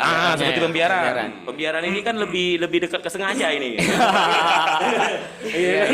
Khawatirnya memang sengaja. Sengaja kalau dia melakukan sesuatu atau tidak melakukan sesuatu nih. Berarti tak tahu bukan berarti tak bersalah, Bang. Jadi ada menarik juga nih, Mas Adit, Bu Maya. Jadi kalau kita kan tidak pidana itu delik ya. Jadi delik itu juga dikenal seperti delik omisi. Ada komisi, ada omisi. Omisi ini delik yang tidak berbuat tapi bisa dipidana. Tidak berbuat tapi bisa dipidana ya. Iya, contoh tidak berbuat itu seperti kalau di Undang-Undang Tipikor itu tidak memberikan keterangan sebagai saksi, tidak memberikan tadi tuh. Tadi Pak ya, tadi ya. Jadi dia berbuat. Kalau contoh umumnya seperti ini, Bu, mungkin bahwa perbuatannya itu pasif, tidak berbuat dia, Bu, tapi bisa dipidana. Tidak berbuat. Contoh saya contohin, mungkin suatu ibu yang memiliki anak mungkin masih bulanan, dia tidak memberikan susu atau tidak memberikan makan terhadap tersebut selama 3 hari. Dia tidak berbuat, mungkin dia main media sosial, dia nggak peduli sama anaknya, kemudian mohon maaf mungkin anaknya kehilangan nyawa dengan itu. Dia kan tidak berbuat ini, Bu. Tapi secara hukum pidana dia bisa dipidana. Jadi ya tadi Pak, suatu perbuatan membiarkan itu bisa kita menganggap suatu sisi itu lalai, tapi bisa juga kita menganggap membiarkan itu adalah sengaja. Karena apa? Karena ada kewajiban hukum, ada kewajiban tusi yang di situ, Pak, yang mewajibkan mereka. Ibu mungkin jangankan hukum, Bu, secara norma aja ibu harus menjaga anak. Iya, secara norma. Terikat dengan kewajiban yang melekat di jabatannya ya, Pak ya. Kadang kita ingatnya hak terus ya, Pak. Kewajiban itu Jadi tadi memang disitulah praktisi PKKN kan harus bisa mengaitkan itu semua ya, Pak ya. Dari PMH ataupun penyimpangan kita kaitkan ke bukti kemudian ke penghitungan. Nah, tadi kan dari kasus tadi Pak, menurut dari penyidik kalau dia ilegal berarti semuanya total loss ya, begitu ya, singkatnya ya. Prefek sama ini. Prefek semua. Nah, kalau dari pandangan Bang Adit dan Kak Maya nih, sebagai penutup pendapatnya nih, tadi kan Pak penyidik sudah mengasih pendapatnya bahwa ini harusnya total loss. Nah, kalau Pak Adit dan Bu Maya, pendapatnya, kalau dia ilegal, apakah kita harus menghitung total loss atau gimana Kak Ibu Maya? Tergantung kasusnya, kembali lagi. Kalau terkait contohnya yang tadi, yang tadi tentang baliknya, parkir, saya setuju itu total loss karena dia ilegal dan tidak memberikan haknya pemerintah daerah. Oke. Tapi kalau misal kasus yang lain, misal contohnya ada kasus yang sama lah ya, parkirnya perusahaan parkirnya tidak terdaftar, tapi dia setor retribusi ke Pemda. Gimana mungkin ada hal-hal lain lagi yang perlu kita pertimbangkan. Itu lebih terkait dengan konstruksi ya Pak Adit, mungkin bisa ditambahkan oleh Pak Adit. Iya. Jadi kalau mungkin kok dari sisi apa istilahnya gearbage in, gearbage out gitu ya. Jadi apa yang masuk ya itu keluar juga harusnya itu. Tapi kalau tadi bicara mengenai kayak PBJ, kemudian kayak tadi yang parkir tadi, kalau dia ada konstruksinya itu memang harus dilihat dulu. Sama dengan PBJ juga, kalau dia ada nilai manfaat, ada konstruksi dalam pengerjaan, nah itu kan sisi-sisi seperti itu mungkin yang auditor tadi berprinsip tadi kehati-hatian. Betul. Seperti itu. Berarti memang dalam penghitungan kita pun sebagai audit dan penyidik memang kayaknya belum ada formula pasti ya. Belum ada jadi formula itu pasti tadi ya. ada 2 auditor, pendapatnya 3. Beda kepala, beda pendapat. Kalau ada penyidik di 4 Bang. Tapi padahal kalau metode auditor itu ada Pak ya diatur ya. Ada. Metode auditor ya kalau nggak salah saya. Metode auditor. Tapi formulanya yang nggak ada nih Pak. Formulanya nggak ada. Formulanya nggak ada. Bisa dia net loss, bisa dia total loss, Total loss, ya. ya. Kemudian harga Sudut pandang ya. Sudut pandang nih Pak. Iya, Judgment benar. nih. Kembali ke prinsip kehati-hatian itu tadi Pak. Betul. Bisa berbeda. Hati-hati ya. Nah, kira-kira nih Pak. Tadi kan kami terus nih yang berinteraksi dengan Pak Yongki nih, ada nggak Pak Yongki yang mau kami tanyakan ke kami bertiga nih Pak selaku Iya, jadi saya ini mungkin lebih ke teknis ya, lebih ke praktik boleh, ini boleh, ke Pak. Pak Boleh. Mas Ipan, Mas Adit dengan Bu Maya. Jadi sering terjadi mungkin contoh dari suatu kegiatan lah yang dianggarkan oleh PBD atau BPN. Suatu kegiatan, contoh saya mengatakan bahwa dia seperti tadi membangun suatu lemari. Oke Pak. Dengan panjang kali lebar mungkin 2 kali 3. Panjang kali lebar saya contoh kecilnya aja. Kemudian di perjalanan waktu karena jaraknya mungkin kecil Pak ya, maka mereka tidak melakukan addendum. Jadi space yang ada itu 2 kali 2. 2 kali 2. Tadi 2 kali 3, pas di kenyataan tuh 2 kali 2. Yang 1 meter ini Pak, mereka menggunakan untuk membuat parkir atau meja kecil bopet. Nakas ya, meja kecil. Nakas. Karena itu menurut mereka lebih diperlukan untuk ruangan tersebut. Kemudian ada beberapa mungkin auditor dalam arti memandang seperti ini, bahwa di anggaran atau di perencanaan di kontrak itu jelas bahwa lemari dengan panjang kali lebar 2 kali 3. Tapi di kenyataan 2 kali 2. Yang sisanya ini kalau menurut auditor dasar akuntansi katanya harusnya di addendum dong. Kenapa nggak di addendum? Tapi karena praktek di lapangan, karena hal itu kecil Pak, jaraknya mungkin jutaan, mereka buat bopet, nakas, jadi tanpa melakukan addendum. Padahal nakas itu dapat kita buktikan Pak, ada barangnya ya Pak. Ada barangnya ya. Jadi tadi kita dari Mas Adi mengatakan sisi manfaat, Bu Maya nilai ekonomis. Nilai ekonomis mungkin manfaat dapat. Memang bermanfaat untuk bopet nakas itu. Nilai ekonomis, ada nilai ekonomisnya, bopet itu bisa dinilai. Tapi secara kontraktual dia tidak masuk. Tidak masuk. Nah, itu Iya. Apakah toleransinya ada? Toleransinya untuk itu. Sepertinya Seperti itu. harus kita jawab sebelum break nih Bang. Oh, Silakan, harus dijawab Bang. Pikiran. Iya, benar pikiran. Silakan mungkin. Jadi memang, nah ini menariknya nih, diskusi-diskusi seperti ini, judgment nih kan Pak. Jadi kalau menghadapi, makanya kasus tadi kasuistik. Jadi kalau ini masalah PBJ misalnya kan, jadi di kontrak dia tidak melakukan addendum ya kan Pak? Tidak melakukan addendum, jadi main pasang aja gitu kan. Nah kalau kami mungkin dari sisi auditor tuh melihat perencanaannya sejauh mana sih dia? Nah perencanaannya itu kan sebelum melakukan PBJ pasti ada perencanaan mereka kan, ada perencanaan. Nah jadi bukan apa-apa nanti kalau di akhirnya dilakukan pembayaran, itu kan ada namanya underspec. Underspec. Tidak sesuai dengan speknya. Ya, itu tidak bisa diakui dong, gitu kan. Walaupun itu sebenarnya bermanfaat, tapi kan ada spek yang sudah terikat tuh dalam kontrak. Oke. Nah, sudah terikat dalam kontrak. Nah, itu kayak gitu kita melihat. Makanya tadi kasuistik dia tuh. Mungkin ada Kak Maya ada ini apa namanya? Pengalaman tambahan gitu ya. Terkait Bisa pertanyaan. beda lagi nih tadi nih pendapatnya nih. Baik, setuju ya, sepakat dengan Bang Adit. Memang dilihat dulu proses perencanaannya bagaimana sih, terus kenapa kok nggak di addendum, bisa dibilang kok mereka selebor gitu ya, Selebor ya. mungkin Iya. sesuatu yang nggak ada di kontrak gitu. Mungkin kalau dari sisi auditor sendiri, latar belakang mereka membuat itu apa? Apakah memang itu yang diperlukan gitu? Bahasanya justek kali kayak ada surat justeknya kenapa dirubah ya? Kalau ada. Kalau ada. Nah, kalau nggak ada, Itu yang jadi masalah. Oke, kalau gitu mungkin kalau gini bahas nih harusnya bahan ini bahan diklat nih, Bang. Bahan diklat. Bukan bahan dia. Iya. Bukan jadi bahan Sampai bincang. sore. Iya, nyantain dulu. Ya, maka dari itu sebelum memasuki sesi tanya jawab, kita akan memasuki break 5 menit. Jadi mungkin kita bisa istirahat sebentar. Terima kasih.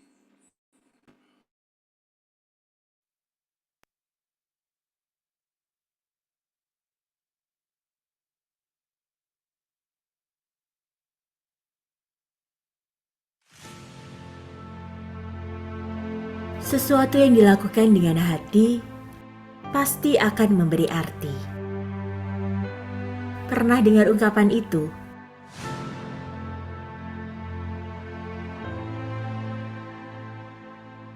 Kurasa itu yang membuat hadir kami bernilai hingga saat ini.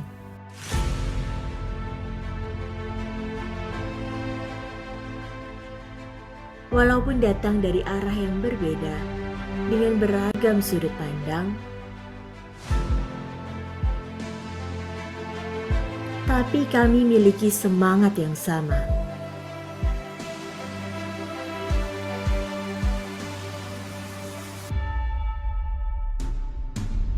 Berkarya,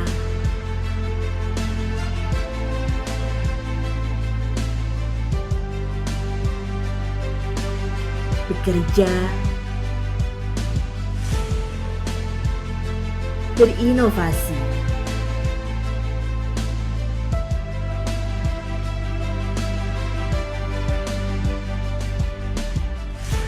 bertanggung jawab untuk raih harapan kami. Tak berhenti hingga keberhasilan kami dapati. Karena keberhasilan ini menjadi keberhasilan kita bersama. Pencapaian ini menjadi pencapaian kita semua. Kami hadir dan terus bergerak, membawa semangat perubahan.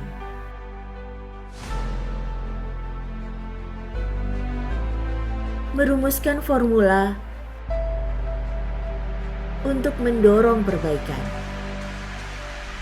Meluruskan apa yang keliru, menjaga agar lajunya lurus maju.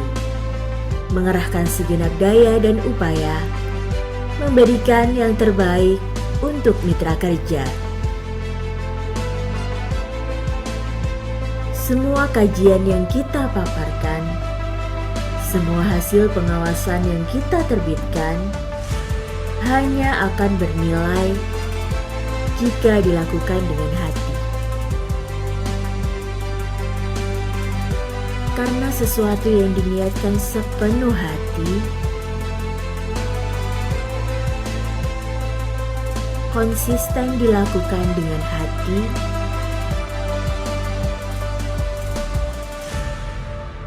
sudah pasti akan memberi arti.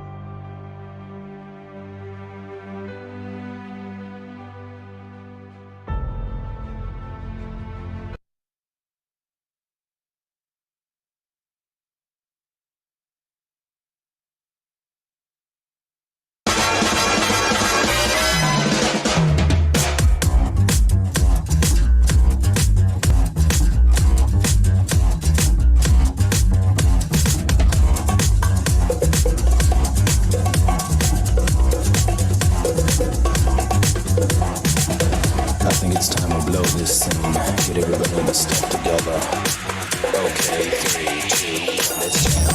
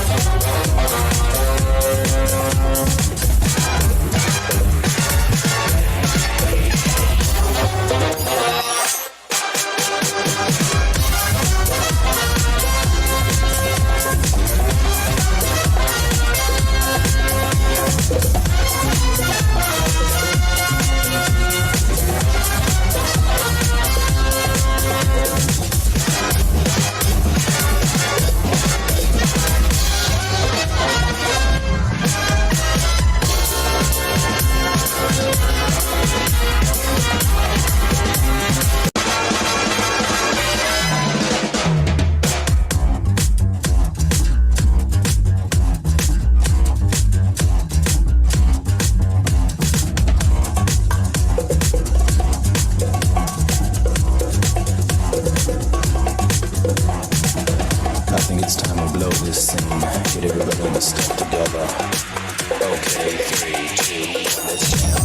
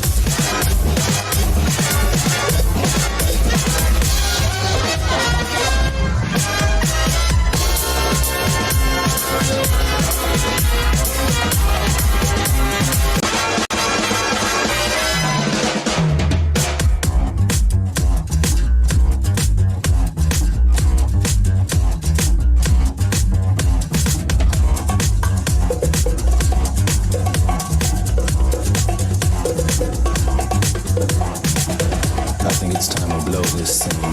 Get everybody in the stuff together. Okay, 3, 2, 1, let's jam.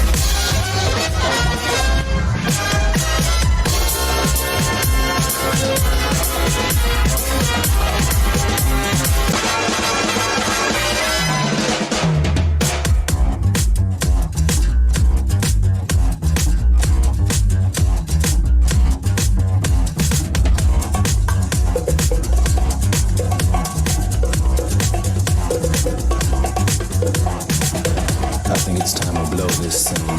Get everybody in the stuff together. Okay, 3, 2, 1, let's jam.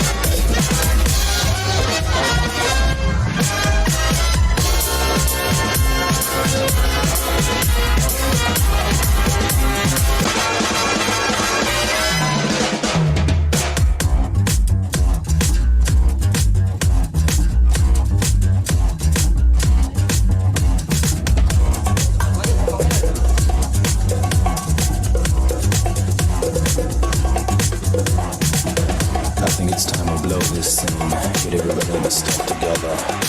Okay, 3, 2, 1, let's jam.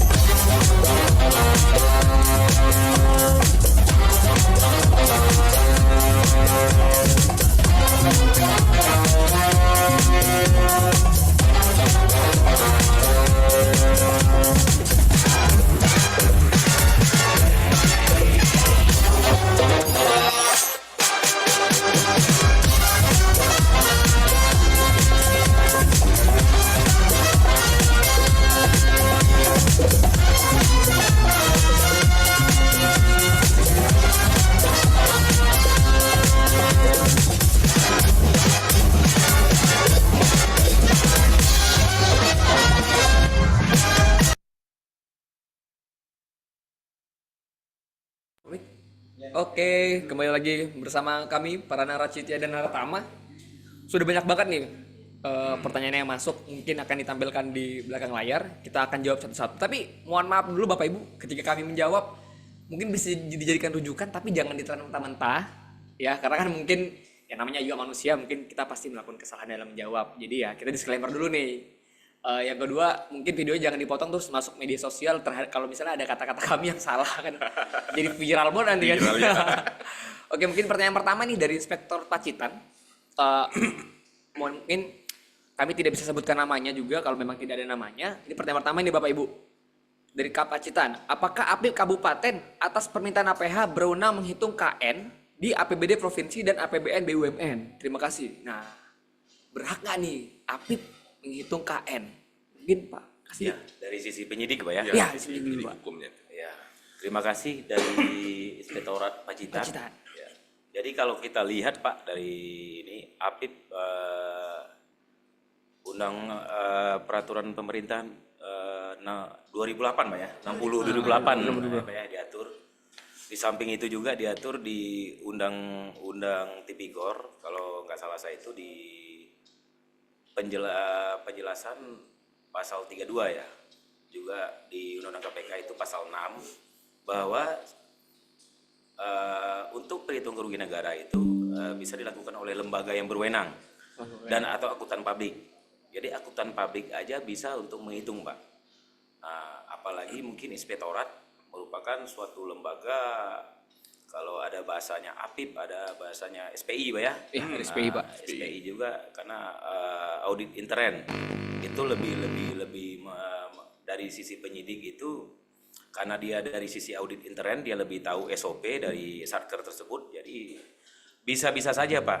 Jadi nggak ada larangan, bahkan juga sebenarnya kalau kita lihat untuk mengatakan bahwa adanya kerugian keuangan negara itu kembali ke keyakinan hakim, Pak. Jadi 183 KUHP. Walaupun ada beberapa undang-undang mengatakan bahwa yang berhak menjustifikasi atau mendeklar suatu KN itu ada suatu lembaga tertentu, tapi dengan praktek dan aturan yang telah berkembang Pak, jadi inspektorat atau lembaga inspektur jenderal, apalagi BPKP dan akuntan publik itu bisa Pak untuk menghitung suatu KN. Mungkin dalam melakukan audit, kalau bahasa APIP-nya audit dengan tujuan tertentu Pak ya. Nah, itu audit tertentu. Investigatif. Jadi muaranya juga bagaimana pengelolaan keuangan, penyimpangan dalam pengelolaan keuangan yang nanti muaranya disebutkan potensi KN-nya berapa. Jadi yang seperti tadi Mas Adit atau Bu Maya atau Mas Ipan mengatakan bahwa ada dua auditor itu bahkan berbeda pendapatnya Pak, karena berdasarkan sudut pandang, walaupun metode yang dilakukan sama, tapi sudut pandang melihat suatu KN itu berbeda. Bisa berbeda. Ya. Jadi menurut saya sah-sah saja bahwa dari hasil inspektorat tersebut dijadikan LHP PKN oleh penyidik untuk diajukan ke pengadilan. Berarti dalam hal ini singkatnya Pak, penyidik bisa memilih Pak ya, bisa ke BPKP, bisa ke APIP, bisa ke SPI. Oke. Kita pernah menggunakan inspektorat juga Pak. Pernah menggunakan inspektorat juga. Jadi Bapak Ibu Inspektorat Pacitan boleh nih kalau misalnya disuruh ngitung, kayaknya bisa aja. Silakan turun. Oke, mungkin pertanyaan kedua. Oke, dari Ibu Salsalibila Almi tapi tidak menyebutkan dari mana instansi. Bagaimana auditor menyikapi fakta bahwa audit investigatif dan PKKN merupakan permintaan penyidik tanpa tetap harus bersikap independen dalam melakukan penghitungan. Oh ini Pak, kan kita diminta oleh jaksa Pak, oleh penyidik untuk menghitung. Bagaimana nih, kan kita sama-sama pemerintah ya Pak ya? Ya, betul. Nah untuk menjaga ini kayak pertanyaan ke kami ya. Ke kita nih. Kalau untuk menjaga ini, gimana Bang Adi tips untuk menjaga independensi dan objektivitasnya lah? Kan Iya. kita disuruh oleh Pak penyidik untuk menghitung nih. Gimana Pak? Nah, memang di kita sendiri ada rambu-rambu nih, Bang Ivan. Oke. Ada rambu-rambu terutama terkait dengan SAIP. Kita punya apa namanya? Standar. Kode standar ya, kode etik profesi yang diatur oleh SAIP. Itu yang mewajibkan kita harus bersikap independen terhadap penugasan-penugasan yang kita lakukan. Nah, independen ini juga penting nih untuk mendukung dengan hasil nanti audit kita.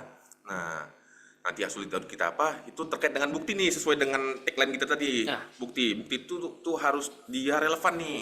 Nah, jadi dengan adanya independensi, ya kita mencari bukti itu kan mendukung konstruksi kita nih nanti nih. Mendukung konstruksi kita. Jadi tidak kita melihat sesuatu hal itu kan, kalau kata Kak Amaya tadi harus ruang lingkupnya jelas, dengan komprehensif gitu kan. Nah, jadi disitulah independensi bermain. Jadi seperti kita dan penyidik ini seperti check and balance ya Check Kak and ya? balance. Iya. Betul sekali. Selain dari bukti, kita juga melakukan wawancara atau klarifikasi kan, Bang Ivan. Dan Iya. itu juga membantu kita untuk melihat kronologis secara lengkap, secara detail. Jadi klarifikasi itu kan berguna juga ya Pak ya, Ya, untuk pihak-pihak yang terkait ya, Terkait, ya. untuk tadi check and balance, kemudian terkait dengan bukti yang didapatkan apa, rupanya ada dari pihak sana gitu ya Pak. Nah itulah salah satu independensinya di sana. Oke, jadi pengalaman kita juga Mas Ipan tidak seperta bahwa kita meminta audit investigasi atau audit PKN itu bahwa nanti di perjalanannya kita sependapat. Bisa kita berbeda pendapat sama auditor. Iya. Bisa. Betul. Jadi nggak selalu bahwa penyidik meminta PKN bahwa auditor ngikut, nggak seperti itu. Bahwa nanti kita ada sharing, ada kita komunikasi, koordinasi, dan bisa itu berbeda pendapat. Berbeda pendapat, Pak, benar. Itu dan itu biasa. Dan itu lumayan sering juga tuh kan. Dan itu Tapi biasa. pada akhirnya ketemu juga titik Ketemu temu. Titik muaranya. temunya ada. Untuk mufakat. Tapi bisa dipastikan auditor itu pasti independen. Independen. Apalagi yang dari BPKP Pak. Iya. Iya, Oke. nggak bisa diarahkan. Gak Nggak bisa diarahkan. Testimoni langsung loh, tidak diarahkan. Silakan pertanyaan. Testimoni langsung. Pertanyaan ketiga dari Pak Yopi Itprof Sumbar. Berdasarkan kasus yang terjadi, apa saja kendala dalam penghitungan KN? Berarti ini ke auditor lagi nih. Oh, perekonomian. Oh, spesifik perekonomian nih, agak luas Perekonomian. nih pembahasan nih kalau ini. Saya dulu nih kalau gitu nih. Silakan Ivan nih. Kebetulan belum pernah punya pengalaman penghitungan perekonomian nih. Kayaknya di Kepri belum ya Bang ya? Kayaknya belum kita untuk perekonomian. Perekonomian belum ya? Tapi kalau pengalaman Pak, ini ada Pak, perekonomian pernah maju. Kalau sedikit saya singgung, kalau untuk pengalaman secara menangani perekonomian belum, Pak.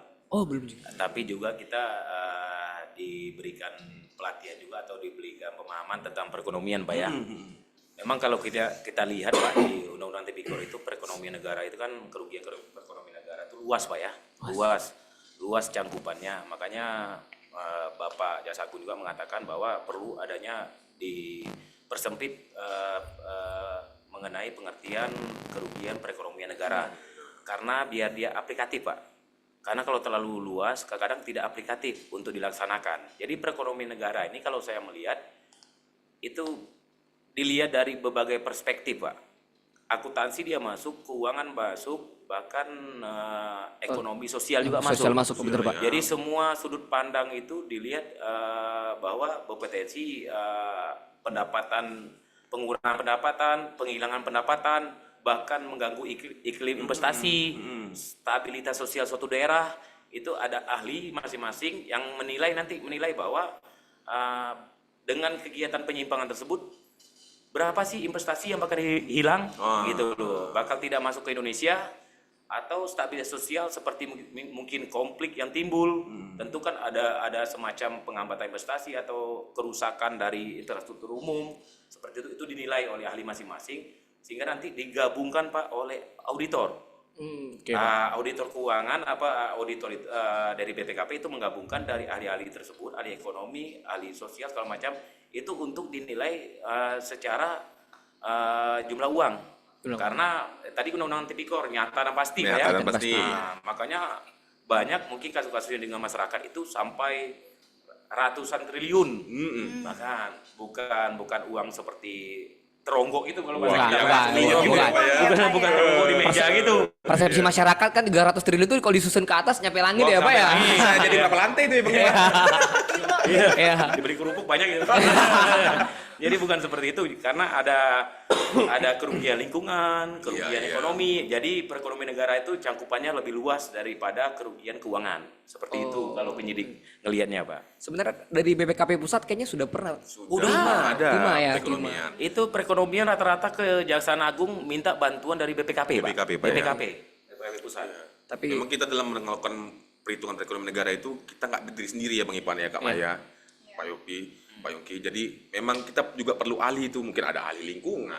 Tadi seperti bilang Pak Jadi penyidik tadi, kolaborasi. kolaborasi itu Iya, penting kolaborasi. tuh. Nah, jadi tergantung memang keahlian masing-masing. Nah, kita lah yang meramu tuh nanti kan. ya, tapi kebetulan Pak Yopi dari Prof Sumbar kebetulan praktisinya ini belum pernah di Kepri, belum pernah. Jadi mungkin ya mudah-mudahan lah pernah Mas jadi pengalaman. Jadi pengalaman kita nanti. Siap. Jadi kalau kendalanya sedikit mungkin dari sisi SDM. Kenapa? Karena tadi kata Pak Adi tadi banyak berkolaborasi dengan berbagai ahli untuk menentukan kerugian perekonomian. Kalau kerugian KN mungkin BPKP bisa bertindak sendiri Pak ya. Sendiri ya. Nah, tapi kalau perekonomian negara nggak bisa parsial dia. Jadi dia harus bergabung kolaboratif sehingga mengerucut menjadi suatu perekonomian negara. Seperti itu. Itu kendalanya. Itu kendalanya. Makanya di daerah itu sangat bahkan belum atau sedikit untuk menerapkan dari perekonomian negara kerugian itu. Siap. Pertanyaan selanjutnya, ini ada dari Pak Dodi Irwansyah, Dakap Tubaba. Terdapat anggaran untuk suatu kegiatan tetapi dipakai untuk kegiatan lain setelah lewat tahun dilaksanakan dari anggaran lain. Itu bagaimana total loss? Gimana nih kita Anggaran mengingatnya? lain pribadi. Maksudnya anggaran pribadi. Lewat tahun, anggaran tersebut lewat tahun Dilaksanakan dari anggaran lain. Dalam forum pribadi. Dan mungkin pribadi. Anggaran pribadi. Nombok berarti ya. Oh, nombok. Oh, Aduh, kasihan juga nih kok nombok. gimana ini menghilaminya nih? Nah, jadi memang kalau untuk anggaran itu dia kan udah spesifik ya Bang Ivan. Iya. Jadi anggaran itu memang harus dipakai untuk anggaran itu. Kita tidak anggaran itu udah ada kode masing-masing, udah ada peruntukan masing, udah ada outputnya masing-masing, outcome-nya juga jelas gitu kan.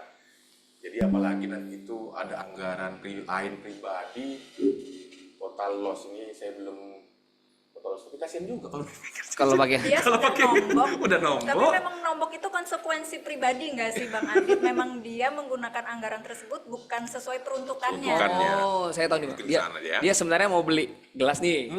Cuman dia nggak jadi beli gelas. Iya. Dia beli botol dulu. Botol dulu. Nah, tahun depan dia pakai anggaran pribadi buat beli gelas. Oh. Manipulasi dong ini berarti buktinya nih. Nah, buktinya apakah sesuai dengan belanjanya atau dimanipulasi? Nggak bisa. Perlakuan gelas ini ya nggak bisa juga dong. Nggak bisa dong Iya. ya. Karena kan anggarannya buat beli gelas, bukan beli Iya. botol. Ya. Jadi mungkin kalau menurut kita sih gimana Bang? Total loss. Tapi ini pribadi ya. Pribadi ya. Pak, Karena Pak kita Dodi. harus melihat dari sisi kejadian secara utuh nih. Iya, nggak nggak bisa parsial. Karena Bisa audit semudah itu disimpulkan. Iya. Ya. Karena kita harus melihat suatu kasus itu kan Jadi- harus komprehensif. Oke. Lanjut. Dari Maulina D. Waduh. Bagaimana metode pendekatan jaksa dan auditor dalam menganalisis suatu kasus fraud? Silakan ya. Ini ya, berarti ini kolaboratif nih Pak antara jaksa dan auditor. Ini bisa jadi judul skripsi juga nih. Iya. Iya. Kalau dari Panjang kayaknya Jo. iya nih. Kalau dari biasanya sih kan kalau kasus fraud tuh mulanya ya Pak ya. Iya. Biasanya kan di konstruksi hukumnya kan dari jaksa ya Pak ya, PMH-nya. Nah, dari mana Pak cara mengkonstruksi sebuah Pendekatannya ya. Iya, pendekatannya Pak. Jadi kalau kejaksaan BPKP sama Polri mungkin Pak, Ya, mungkin tahun 2007 kita ada MOU Pak ya. 2007 itu kita ada MOU, kemudian juklaknya itu petunjuk pelaksanaan itu ditandatangani tahun 2009 kalau nggak salah saya Pak. Jadi di situ udah terinci Pak bagaimana hubungan koordinasi antara penyidik dengan auditor BPKP. Tapi dalam arti luas Pak ya kerjasamanya, tapi dalam pendekatan fraud Mungkin kalau penyidik melihatnya dari sisi PMH, Pak. PMH itu unsur mungkin selain dari KN, karena KN itu dari auditor yang menghitung. Tapi bagaimana unsur dari PMH tersebut, bahwa dari PMH tersebut bakal mengakibatkan suatu KN akibatnya. Karena pasal 2, pasal 3 itu khusus untuk KN itu delik material. Nah, jadi beda lagi PMH material sama PMH formil. Ini ada delik material, delik formil. Kalau delik material ini berdasarkan mungkin salah satunya putusan MK, kalau saya tidak lupa itu tahun 2013, bahwa tindak pidana korupsi itu delik material dalam arti dia memfokuskan suatu akibat yang terlarang oleh undang-undang, Pak. Akibat terlarangnya apa? KN. Makanya KN itu harus pasti dan jelas, Pak. Pasti dan jelas di undang-undang tersebut. Kalau dia delik formil, Pak, dia nggak perlu akibat. Jadi nggak perlu KN. Nggak perlu KN, potensial loss saja cukup. Bahwa ini akan berpotensi kerugian negara udah cukup. Jadi dia hanya perbuatan yang terlarang aja yang kita bahas di situ. Tapi karena dia delik material, berarti harus ada akibat. Akibatnya tuh KN, Pak, kerugian keuangan negara. Makanya pendekatan kita pasti mengaji pada perbuatan PMH si pelaku. Berbeda sama mungkin auditor dari perbuatan atau fraudnya dari keuangan, Pak ya. Keuangan itu gimana aturan tentang pengelola keuangan itu disimpangi dia tidak menunjuk, bahkan tidak menunjuk person, Pak ya. Kalau kita lebih ke subjek, karena kita pasti unsur setiap orang itu pasti kita harus penuhi dalam penyidikan, siapa yang bertanggung jawab dan berbuat apa. Jadi mungkin dari sisi pendekatan fraudnya kita mungkin berbeda, tapi di satu titik nanti kita ketemu bahwa fraud dari pengelola keuangan di LHP BPKP auditor telah dinyatakan kita dari fraud dari pendekatan dari subjek personal yang melakukan itu apa aja PMH-nya dilakukan, baik perbuatan materialnya atau perbuatan formilnya, nanti ketemu di satu titik, Pak, bahwa PMH kita mengakibatkan dari kerugian negara tersebut. Di situ pendekatan kita mungkin. Jadi kita sering-sering expose gitu ya, Pak. Jadi Sering harus, Pak. Jadi nanti dalam expose itulah nanti dinamika terjadi ya, Pak. Iya, benar, jadi, Pak. Si Anu membuat Anu. Iya. Nah, jadi dia menyebabkan apa nih Iya, kerugian negaranya? menyebabkan Bisa dulu kerugian disatukan ya, Pak. Iya, Expose benar, kita Pak. biasanya. Bahasa kita biasanya 5W. Iya, itu bahasa ini. Tapi biasanya nih Bang, kalau di BPKP sendiri ya, mungkin namain kalau salah ya. Biasanya kan kita kalau kasus fraud tuh berasal dari hasil audit sebelumnya, aduan masyarakat, permintaan penyidik atau permintaan instansi terkait. Jadi memang konstruksinya sih biasanya sudah ada clue-nya nih dari pemberinya. Gimana Bang ya? Lengkap? Iya, benar Bang Ivan. Jadi kadang yang eksklusif masuk di kita terkait ya kalau dari teman-teman APH jelas tuh ya kadang PMH-nya sudah mateng gitu kan, sudah enak, tinggal menentukan ini kerugian negaranya ini kira-kira potensinya apa nih. Iya. Jadi kan kita ada potensi nih sebelum menghitung gitu kan, ada nih potensi. Kemudian kalau dari yang menarik nih dari instansi non penyidik nih, Pak. Nah, kadang instansi non penyidik ini kan kadang melihat suatu hukum Pak nggak seperti apa ya, nggak seperti firm kayak penyidik nih kan, Pak. Iya, betul. Nah, nggak seperti firm karena kan background yang berbeda gitu kan. Mungkin ada yang dari ekonomi kayak kami, kemudian ada mungkin dari sisi yang lain gitu kan. Nah, itu yang kadang diskusinya atau kita masuk penugasan itu agak tricky mencarinya. Nah, seperti itu. Apalagi untuk yang sifatnya kasus audit investigatif ya. Ya, memang agak sulit dan agak menantang. Gitu. Challenging. Karena di AI kita harus membuat hipotesis sendiri Benar. ya Bang Adit, dan kita harus menyusun rangkaian cerita untuk membuktikan hipotesis tersebut. Buktinya pun kita kolek sendiri nih, Pak. Jika melalui APH ataupun dalam rangka PKKN udah enak nih kita Betul. tinggal minta ke APH semua, penyidik semua gitu. Iya. Tinggal gedor aja Pak penyidiknya kan. Udah tinggal enak aja tuh jalannya. Kayaknya udah ada. Itu rahasia kita tuh sebenarnya bagaimana. Ya. Oke, pertanyaan selanjutnya dari Pak Tri Rahmat Putra, tidak menyebutkan instansi, apakah kegiatan fiktif dapat dinyatakan total loss? Tapi pajak kegiatannya sudah di-store atau sudah dibayar. Pajak ya. Ini sangat personal nih, Personal Iya, di kegiatan fiktif. fiktif sih. Iya. Gimana nih Kak Maya nih? Kalau fiktif, Kalau Di sini penyidik udah pasti total jelas. loss ya. kalau penyidik, kalau penyidik udah nih total loss. Baik, Bang Ivan dan juga Pak Yongki, mungkin sependapat dapat atau enggak nih. Di sini udah ada kuncinya, kegiatannya fiktif. Artinya kegiatannya sama sekali nggak dilakukan. Nggak membawa manfaat sama sekali ke pelaksanaan kegiatan tersebut. Sepakat, gitu kan. sepakat. Uangnya hilang kayak gitu aja, negara rugi. Walaupun pajaknya udah dibayarkan, artinya tetap kita anggap total loss tapi dikurangi dengan pajak yang sudah dibayarkan. Oh. Itu aja sih pengurang. Tapi Karena tadi udah bayar pajak nih. Jadi pajaknya dikeluarkan dari formula perhitungan KN-nya, tapi pajaknya tidak diambil lagi ya kak ya? Karena kan sudah masuk ke negara. Iya, gitu. Fiktif nih jelas nih. Kalau fiktif udah nggak bisa diakuin Kalau lagi. digas terus.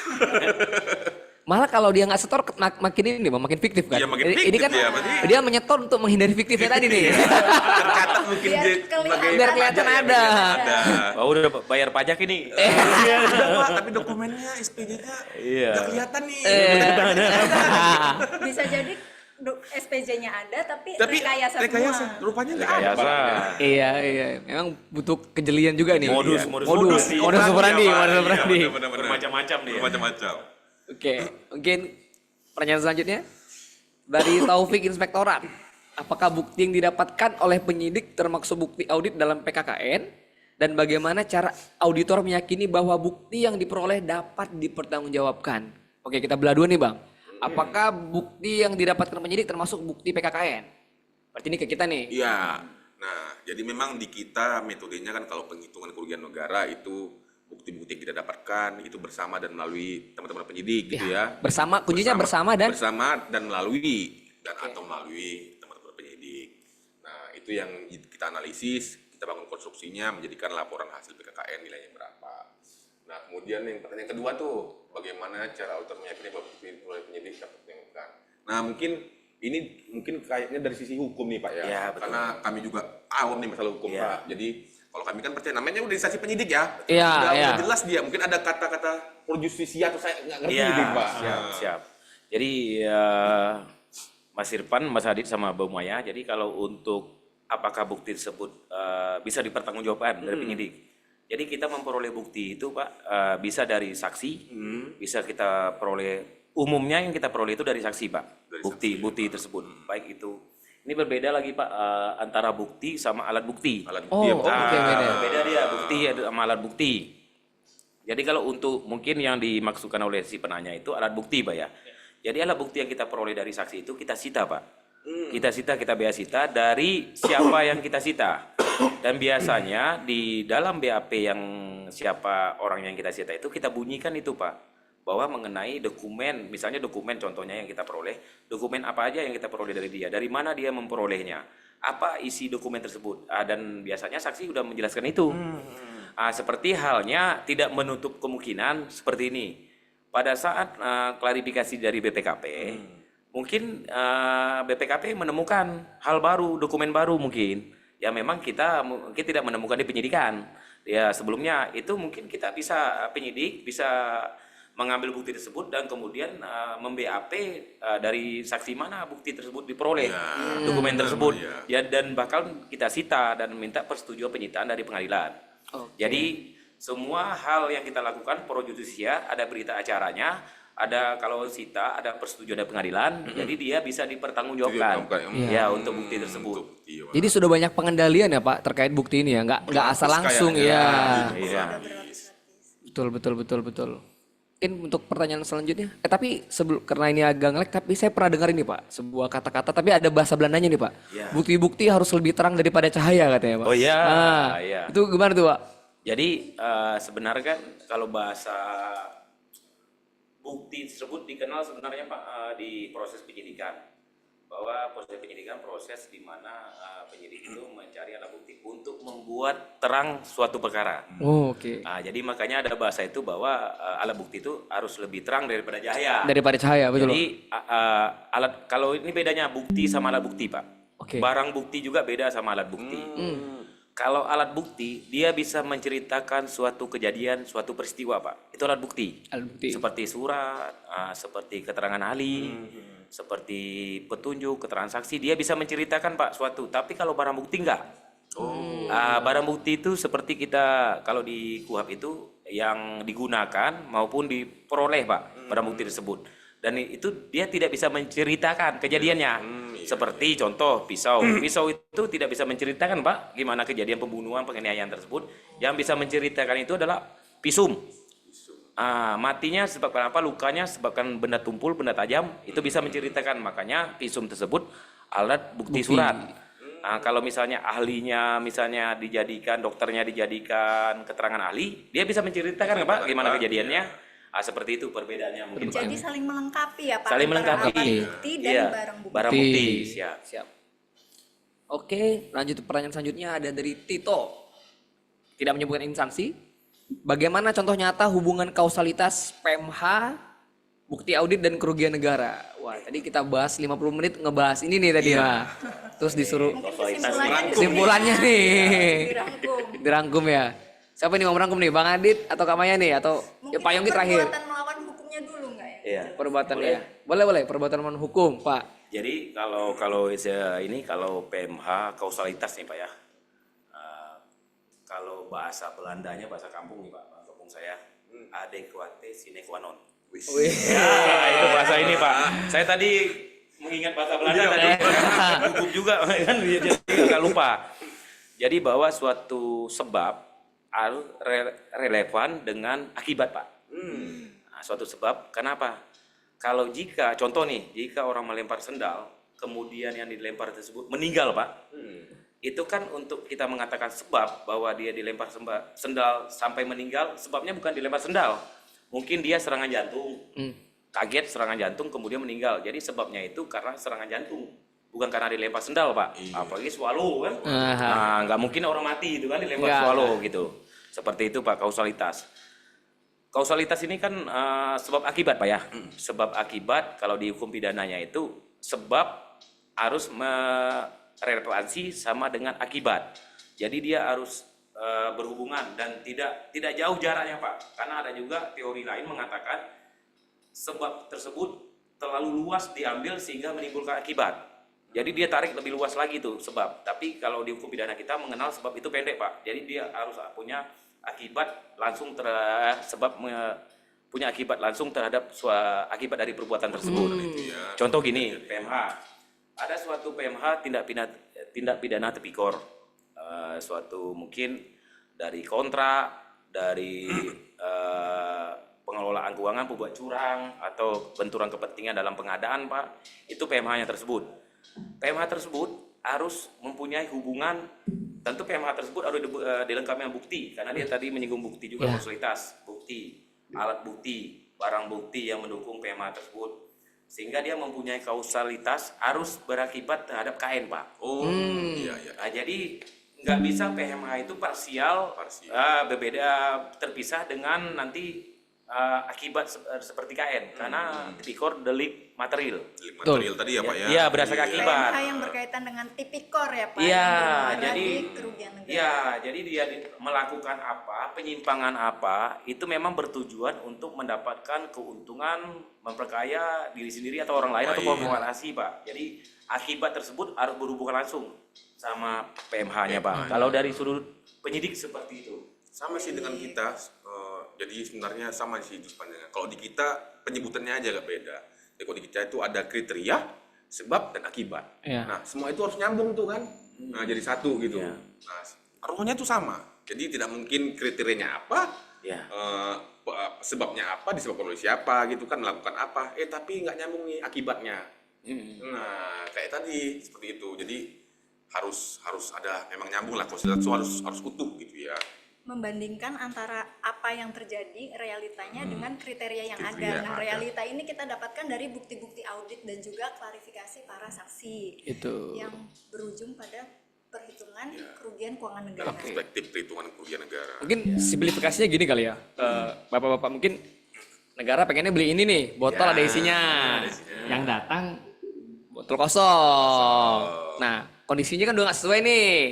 Akhirnya apa tadi sebab ya? Buktinya ini. Di bukti ini perbuatan melawan hukumnya dia dengan sengaja mengadakan fiktif. Ya, botolnya kosong.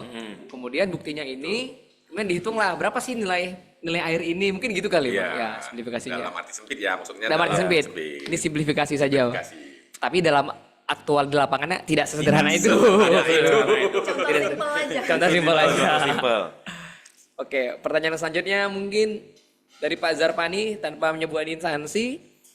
Bagaimana cara yang cocok untuk memastikan bahwa KN yang timbul benar-benar berhubungan langsung dengan pelanggaran hukum yang terjadi? Ini mirip tadi nih, Pak. Jawabannya kurang lebih Ya. Mirip. mulai Konsolidas dari tadi ya, konsolidas. PMH yang sudah dibangun oleh Iya. penyidik, kemudian kita bisa dibilang kita buktikan dengan mengumpulkan bukti-bukti atau data-data yang ada, klarifikasi, hitung KN-nya. Tapi ada clue baru tadi, Pak. Iya. Sebabnya harus langsung. Oh iya, Ya, betul. sebabnya Harus. ya. Berdampak langsung atau enggak terhadap KN. KN-nya, ya. Iya sih. Oke, mungkin pertanyaan selanjutnya dari Irfan tanpa menyebutkan instansi, bagaimana kedudukan dan kekuatan perhitungan kerugian keuangan negara atas hasil tipikor oleh auditor APIP menurut pandangan APH khususnya kejaksaan. Nembak Pak Yongki nih. APIP kementerian. APIP kementerian. Irjen kali ini ya. Irjen ya, Irjen. Irjen. Sama lah semuanya, ada TKP juga, PPK juga segala macam. Untuk kekuatan pembuktian suatu audit atau keterangan ahli, Pak, kita memang di KUHAP itu kalau nggak salah saya itu di pasal 183, Pak, bahwa 2 alat bukti dan keyakinan hakim, Pak. Nah, jadi kekuatan kalau kita menganggap dari sisi penyidik bahwa apa yang kita ajukan di persidangan itu kuat, Pak. Semuanya mempunyai nilai pembuktian yang kuat. Mau keterangan saksi, keterangan ahli, hasil audit, LHP, PKN itu memiliki kekuatan pembuktian yang kuat. Kalau dari sisi penyidik atau penuntut umum, Pak ya. Tapi kita kembali lagi azas pembuktian di perkara ya, khususnya di sistem hukum Indonesia, bahwa sistem hukum Indonesia menganut azas siapa yang mendalil dia yang membuktikan. Kecuali kecuali pembuktian terbalik ya, Pak ya. Ya, saya sering dengar tuh Pak. Pembuktian terbalik itu misalnya TPPU. TPPU ya Pak. Nah, jadi dibebankan pembuktian bahwa di mana Anda mendapatkan kekayaan atau harta seperti itu dari mana asalnya, asal muasalnya. Tentu yang lebih mengetahui mungkin yang si pemilik, Pak ya. Maka dia harus membuktikan itu. Tapi kalau di secara hukum pidana umumnya bahwa siapa yang mendalil dia yang membuktikan. Dalam hal ini yang mendalil itu dari perkara pidana adalah penuntut umum. Maka penuntut umum dalam pembebanan pembuktian di persidangan, Pak. Tapi untuk nilai dari sisi subjektif, ini bukan objektif ya, subjektif, pasti penuntut umum menganggap 5 alat bukti 184 itu kita ajukan di persidangan itu kuat. Tapi kembali lagi karena azas kita menganut azas bahwa keyakinan hakim, Pak. Nanti hakim yang bahkan memutus apakah KN mana, bahkan hakim juga bisa menilai KN juga kalau dia misalnya KN tersebut mungkin sederhana, Pak ya, sederhana perhitungannya, mungkin hakim juga bisa menilai hal tersebut, Pak. Jadi nilai pembuktiannya tuh kalau sisi penyidik penuntut umum pasti kuat, Pak. Tapi kembali lagi ke hakim karena nanti akan dinilai oleh hakim, Pak. Hakim yang memutus ya, Iya. Pak. Kalau nggak salah, Bang, di permennya permen yang mengatur jabatan auditor fungsional, Permenpan ya, kan sudah disebutkan ya salah satu fungsi kita adalah memberikan pernyataan keterangan ahli di dalam persidangan. Jadi itu mengunci jabatan fungsional auditor. iya, mengikuti fungsi terutama kalau nggak salah saya itu auditor pertama, muda dan selanjutnya itu diperbolehkan. Iya, benar sekali itu diatur dari Permenpan. Iya, udah itu Permenpan. Mengenai jabatan fungsional auditor. Oke. Mungkin Permenpan nomor berapa agak lupa ya. Tidak membedakan mau itu APIP kementerian atau APIP daerah ya. Iya, dia mengunci di situ. Iya. Oke, pertanyaan selanjutnya dari Ida Pulau Taliabu. Apakah terkait permintaan PKN harus dilakukan oleh APIP yang melaksanakan investigasi atau boleh APIP lain atau BPKP? Apakah permintaan itu? PKKN itu hanya dapat dilakukan kalau di peraturan BPKP kami ya Pak, hanya dapat dilakukan apabila ada permintaan dari APH. Iya, dari penyidik gitu. Jadi tidak dapat dilakukan APIP oleh lain APIP-nya sendiri. APIP-nya sudah AI terus lanjut PKKN itu tidak bisa ya. tidak bisa. Betul ya Bang Adi. Jadi memang harus ada permintaan dari penyidik dulu khusus PKKN. Jadi kalau dari instansi lain di luar APH, dari kejaksaan kah atau dari kepolisian gitu kan atau dari KPK, nah itu kita bisa melakukan tapi di bentuknya audit investigatif. Betul. Kalau gitu, Mas, ketika penyelidikan kita masuknya audit Investigasi. investigasi. Investigatif. ketika penyidikan, Baru kita PKKN. baru PKKN. Mungkin yang pertanyaan ini membedakan kali Pak ya. Mungkin maksudnya audit investigasinya dilakukan oleh tim lain. Pas PPKN-nya dilakukan oleh tim lain, apakah boleh? Boleh, boleh. Iya. Misal AI-nya dilakukan oleh Apip Lain. Inspektorat Pemda A. Iya, Kemudian AI-nya untuk Inspektorat. PKKN-nya dilakukan oleh BPKP. BPKP, misal. memungkinkan. Nggak masalah, Nggak masalah ya Bu ya, Hmm, bisa gitu aja. ya. Kalau permasalahan sih tidak ada permasalahan di situ. Cuman memang terkait dengan efisiensi nanti Pak. Iya.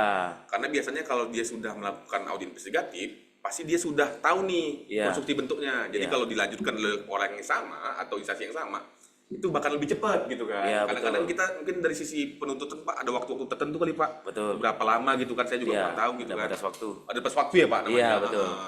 Iya, iya, iya. Berarti inilah Bang ya.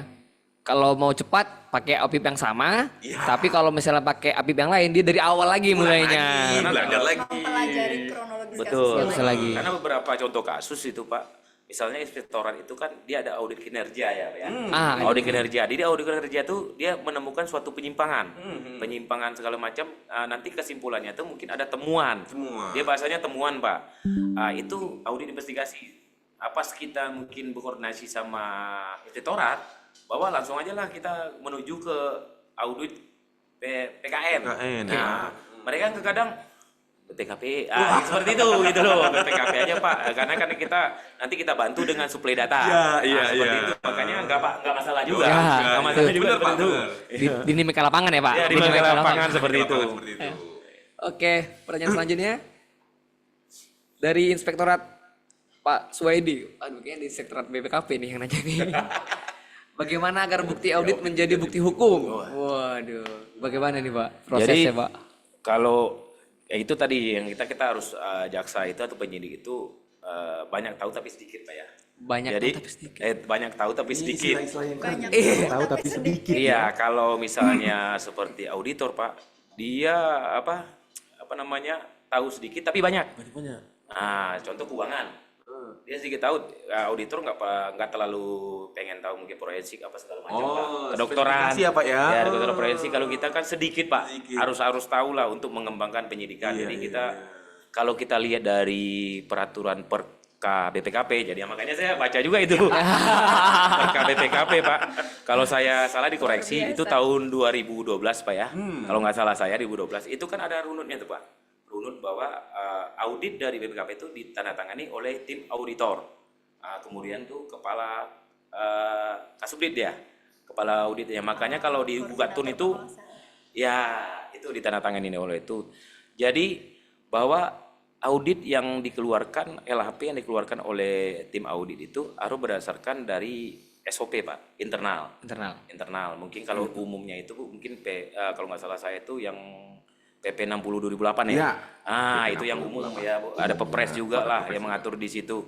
Jadi harus tersusun oleh itu, kemudian harus memenuhi baik formilnya Pak. Formilnya itu mungkin dibahas juga kop surat Pak ya.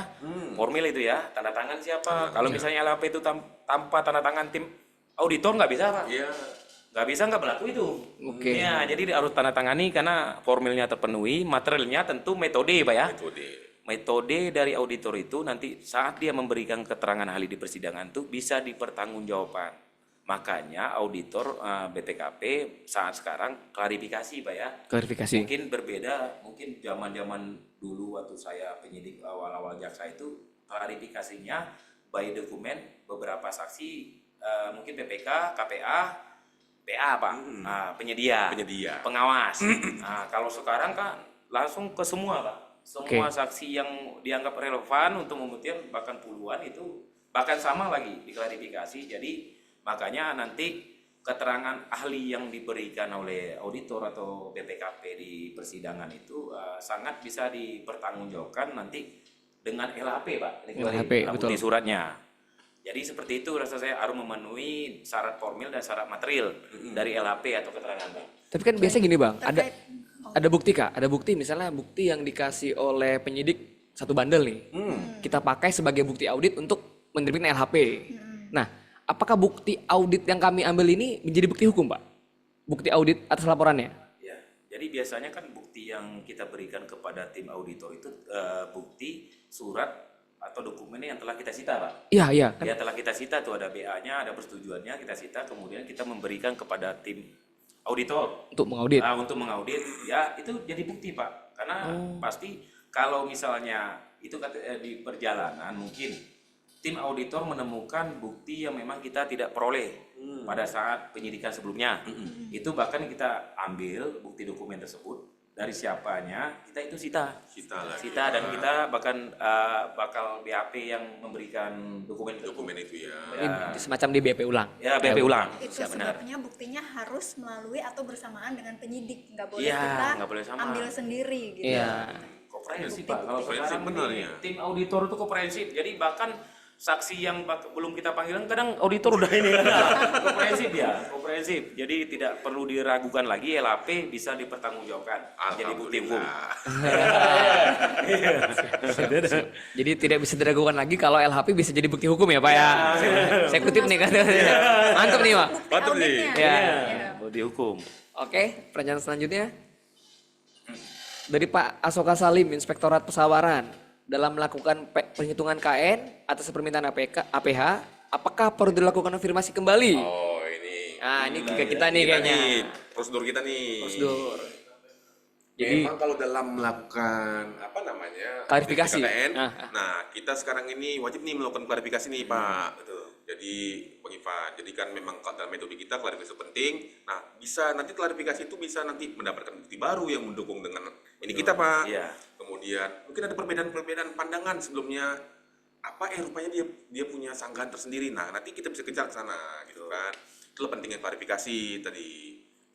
Dalam melakukan klarifikasi juga antara tim audit yang satu dengan tim audit yang lain biasanya pertimbangannya beda nih Pak. Ada yang lebih suka klarifikasi ke banyak pihak, ada yang suka klarifikasi ke pihak-pihak yang paling mendekati. Paling Iya. mendekati, betul. biasanya disusun dulu tuh. Ya, Mana yang disusun tuh, paling mana- terdekat? Iya. Mana? Urutan prioritas 1 nih. Itu juga termasuk teknik tuh. Teknik. Iya. Teknik audit ya. Biasanya para pihak pengelola keuangan ya. Keuangan ya, Ah. Pak. Keuangan, iya. Terkait langsung tuh kan. Itu kayak langsung sama pengelola keuangan. Oke. Oke, pertanyaan selanjutnya mungkin Iya. dari Inspektorat Mahario. Wah, Oke. panjang. Kapan suatu permasalahan menjadi suatu kasus tipikor dan membutuhkan investigatif bahkan PKKN dengan permasalahan yang cukup diselesaikan dengan mengembalikan kelebihan pembayaran? Oh, apakah berdasarkan kriteria nilai proyek, pertimbangan tertentu dari APH atau hal lain? Jadi kalau ada kasus Pak kurang bayar atau lebih bayar, nilainya kecil. Nah, kapan itu dinaikkan Iya. dari lead ke dik atau gimana tuh? Itu Jadi dengan adanya mungkin Pak beberapa undang-undang ya Pak ya, undang-undang administrasi pemerintahan, termasuk juga APIP. Jadi kalau nggak salah saya di tahun 2023 ya, setahun yang lalu itu ada ke MOU antara Kemendagri, Kejaksaan sama Kepolisian kalau nggak salah saya. Jadi mengenai penanganan suatu kasus mungkin ada temuan atau laporan dari kita bahwa di suatu satker ada indikasi Pak ya penyimpangan. Itu bisa kita melakukan penyelidikan langsung terhadap kegiatan tersebut atau kita bisa mengkonfirmasi kepada pihak APIP. Nah, nanti dari hasil APIP tersebut undang-undang memberikan waktu 60 hari Pak ya. 60 hari, iya. 60 hari untuk para pihak yang diduga ada kelebihan pembayaran, volume, spesifikasi untuk memenuhi dari temuan tersebut 60 hari. 60 hari. Tapi kalau lewat dari 60 hari, kalau temuan tersebut signifikan, tentu kita akan mungkin pihak APIP akan berkoordinasi dengan pihak APH untuk memberikan bukti temuan tersebut agar mereka menindaklanjuti ke proses hukum Pak ya, ke proses hukum. Jadi memang kita kalau hukum itu kan ada asas keadilan, kepastian dan kemanfaatan Pak. Manfaat dalam arti gini, bahwa mungkin kerugiannya itu berjumlah kecil, 25 juta, 20 juta, dengan kos yang kita keluarin mungkin untuk penyidikan berapa Pak ya anggarannya. Benar. Belum kos auditor lagi kan, Iya. dari internal berapa juga untuk menghitung, itu bisa ratusan bahkan Pak ya untuk kerugian 25. Makanya memang ada semacam diskresi, tapi ini pendapat personal Pak ya, Ya, bukan pendapat personal, administrasi. iya. bahwa ada pertimbangan diskresi kebijakan mungkin dari beberapa, saya mengatakan beberapa pihak atau kita, bahwa untuk yang kecil itu dikembalikan. Bukan berarti menghilangkan tindak pidana, karena kemanfaatan, Pak. Jadi kita juga menilai norma-norma penyimpangan yang hidup di masyarakat. Kita lebih ke azas keadilan dan manfaat. Betul. Sangat komprehensif ya. Karena kalau hukum pidana itu ultimum remedium, Pak. Apa itu, Pak? Upaya terakhir. Upaya Upaya terakhir, Pak. Iya. Ultimum remedium. Jadi ada upaya-upaya sebelum itu untuk memenuhi, dan biasanya penyidik itu memenuhi itu, Pak. Nah, jadi kalau misalnya upaya-upaya sebelum misalnya proses hukum tidak dipenuhi, maka itu lanjut ke proses hukum, seperti itu, Pak. Jadi tidak serta-merta kita mengenyampingkan, ya saya bawa lagi mungkin perintah dari pimpinan kita Bapak Jaksa Agung yang lebih humanis dan lebih berkeadilan, Pak, penegakan hukumnya. Restoratif justice ya? Iya, RJ Restorasi Justice. Alhamdulillah Bapak Jaksa Agung sebagai Bapak RJ, Pak. Bapak RJ. RJ ya. Justice. Bapak RJ. Iya, itu nomor Jadi seperti itu. Iya. Lebih progresif kalau bahasa hukumnya, Pak. Progresif, ya, Pak. Jadi melihat perkembangan yang terjadi di dalam masyarakat. Seperti itu, Pak. Berarti tidak langsung jumlah, harus diberi banyak pertimbangan lah. Banyak pertimbangan, Pak. ya. Iya. Jadi jangan disadur mentah-mentah. Iya. Iya. Kan? Itu dalam proses penyelidikan. Apabila Ya. sudah masuk penyidikan, Ya. kemudian sudah dihitung nilai KN-nya, kemudian pihak yang bersangkutan melakukan pengembalian. Nah, itu udah sebagaimana kita tahu udah nggak bisa lagi Nggak itu bisa ya, Pak. lagi. Tetap ini. Sudah Tidak- tetap lanjut proses Tidak hukum. menghapuskan tindak pidananya. Iya. Pasal 4 ya, Pak? Ya, Pasal 4. tapi juga jadi pertimbangan. Pertimbangan. Kooperatif. Kooperatif ya. Pemulihannya. Pemulihan ya. Recovery ya, ini kan. Recovery asetnya. Ya. Oke, tadi ternyata upaya hukum itu yang terakhir, Pak ya? Ultimate apa, Pak? Ultimate. Ya, ultimate. Nah, kalau yang ini nih pertanyaan terakhir, Pak. Tadi kan upaya terakhir. Ya, ini pertanyaan terakhir. Dari Pak Zulhendra, tanpa menyebutkan instansi, apakah kesalahan kebijakan perlu ada unsur KN kalau seperti misal impor gula? Kasus nasional. Contohnya apakah nanti butuh ke keuangan negara ini? Kasus nasional. Agak berat nih kalau Karena masih berjalan ini. masih berjalan. Terkait polusi juga sebenarnya pribadi nih ya, Bang. Di Kepri kayaknya belum ada contoh kasus pengalaman. Terkait kebijakan Terkait kebijakan susah. Kayak polisi. ada tapi belum selesai. Nah, masih berjalan nih. Masih berjalan. Susah spill-spillnya kan. Sama, kasus yang impor gula juga masih berjalan, Bang. Jadi belum bisa jadi study case ya. Belum. Jadi Pak Julendra, mohon maaf untuk pertanyaannya sangat bagus, cuman kami kayaknya belum berkompeten tuh menjawab. Jawab ini. Belum pada saatnya. Belum pada saatnya. Karena belum ingkrah juga. Masih berjalan. Oke, sudah dari jam 9 kita mohon maaf untuk kepada seluruh penanya yang partisipatifnya ternyata sangat banyak, dan keterbatasan waktu kami sangat mohon maaf lah tidak bisa menjawab dan mengakomodir semua pertanyaannya. Mungkin di lain waktu atau di episode Naracitya selanjutnya itu bisa dijawab. Karena Naracitya kita tuh nggak cuma sampai yang ketiga nih, Pak. Ada lagi episode 4, 5 sampai seterusnya. Dalam rangka memperingati Hakordia 2024, Hari Korupsi Sedunia. Sampai tanggal berapa tuh Bang Ivan? 13. Sampai tanggal 13. Jadi ditunggu lagi broadcast-broadcastnya dan beberapa tentunya narasumber yang menarik di episode selanjutnya. Nah, sebelum kita tutup nih, Bapak Ibu semua, terima kasih untuk semua perhatiannya. Tapi boleh nggak dikasih closing statement ini, Bapak Ibu? Atau apa ya, semacam quotes lah sebelum ditutup. Mungkin Pak, tapi kita mulai dari ini dulu lah, dari Naracitya dulu ya. Dari ujung dulu ya, Pak. Dari ujung dulu nih, Bapak Aditya Pramudia mungkin. Situ ya. Oke. Silakan. Jadi karena kita nih berada di Kepri nih Bang Ivan, Pak Yongki. Iya, Saya coba pakai pantun nih. Pantun. Siap. Jadi pantunnya apel malam membawa senter. Menuju lapangan memakai dasi. ASN muda yang berkarakter, katakan tidak pada korupsi. Oke, mungkin Kak Maya, closing statement Kak Maya silakan. Serupa lah ya dengan Bang Adit, kita pakai pantun juga. Sungguh kokoh sang tiang besi, kibarkan semarak dari sang bendera. Kami bersikap anti korupsi, untuk membasmi tikus-tikus negara. Siap. Tentu nggak afdol kalau nggak Naratama nggak ngasih nih closing statement. Paling Kalau- jos tentunya. Kalau kita Mas Ipang karena Mas Adit sama Bu Maya telah pantun, kita nggak pantun. Iya. Kita juga dalam rangka Hari Anti Korupsi Sedunia ya. Iya. Dunia Pak, mungkin closing statement saya pahami hukum, laksanakan hukum untuk menjauhi hukuman. Karena nanti kena upaya hukum ya Pak ya.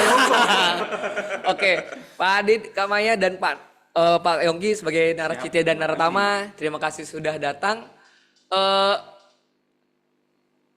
Ada sedikit permintaan dari kami, pengisian survei melalui chat di Tata Citya, survei bintang Citya di Tata Citya di host di Zoom, mungkin di Twin. Sertifikat juga akan dikirimkan melalui email masing-masing peserta. Juga jangan lupa, nantinya bintang Citya selanjutnya pada tanggal hari ini 2 Desember ada di jam 1 dengan topik yang gak kalah hangatnya, yaitu topik memberantas korupsi, mengupas realita, membuka asa. Yang langsung disiarkan kali ini kalau kita di timur, kalau kita di barat, kalau ini di timur, Papua Barat. Indonesia. Oke. Ujung. Jadi jangan lupa juga ikuti sosial media kami di sini bisa dilihat investigasi.bpkp dan @bpkpkepri. Tentunya jangan lupa juga nih untuk follow media sosialnya Kejaksaan Tinggi Kepulauan Riau. Karena kali ini kita kolaborasinya dengan Kejaksaan Tinggi Kepulauan Riau. Saya Ivan Rifandi, salah satu naracitya, ingin mengucapkan mohon maaf ya mewakili teman-teman semua Naratama dan naracitya kalau ada kata-kata yang salah. Ingat, semua statement kami di sini tidak bersifat hukum ya Pak ya, tidak bisa dikutip. Kalau memang ada ada sesuatu yang ingin ditanyakan mungkin bisa ke Apip dan APH di masing-masing tempat di sana. Kita ucapkan terima kasih. Assalamualaikum warahmatullahi wabarakatuh. Waalaikumsalam.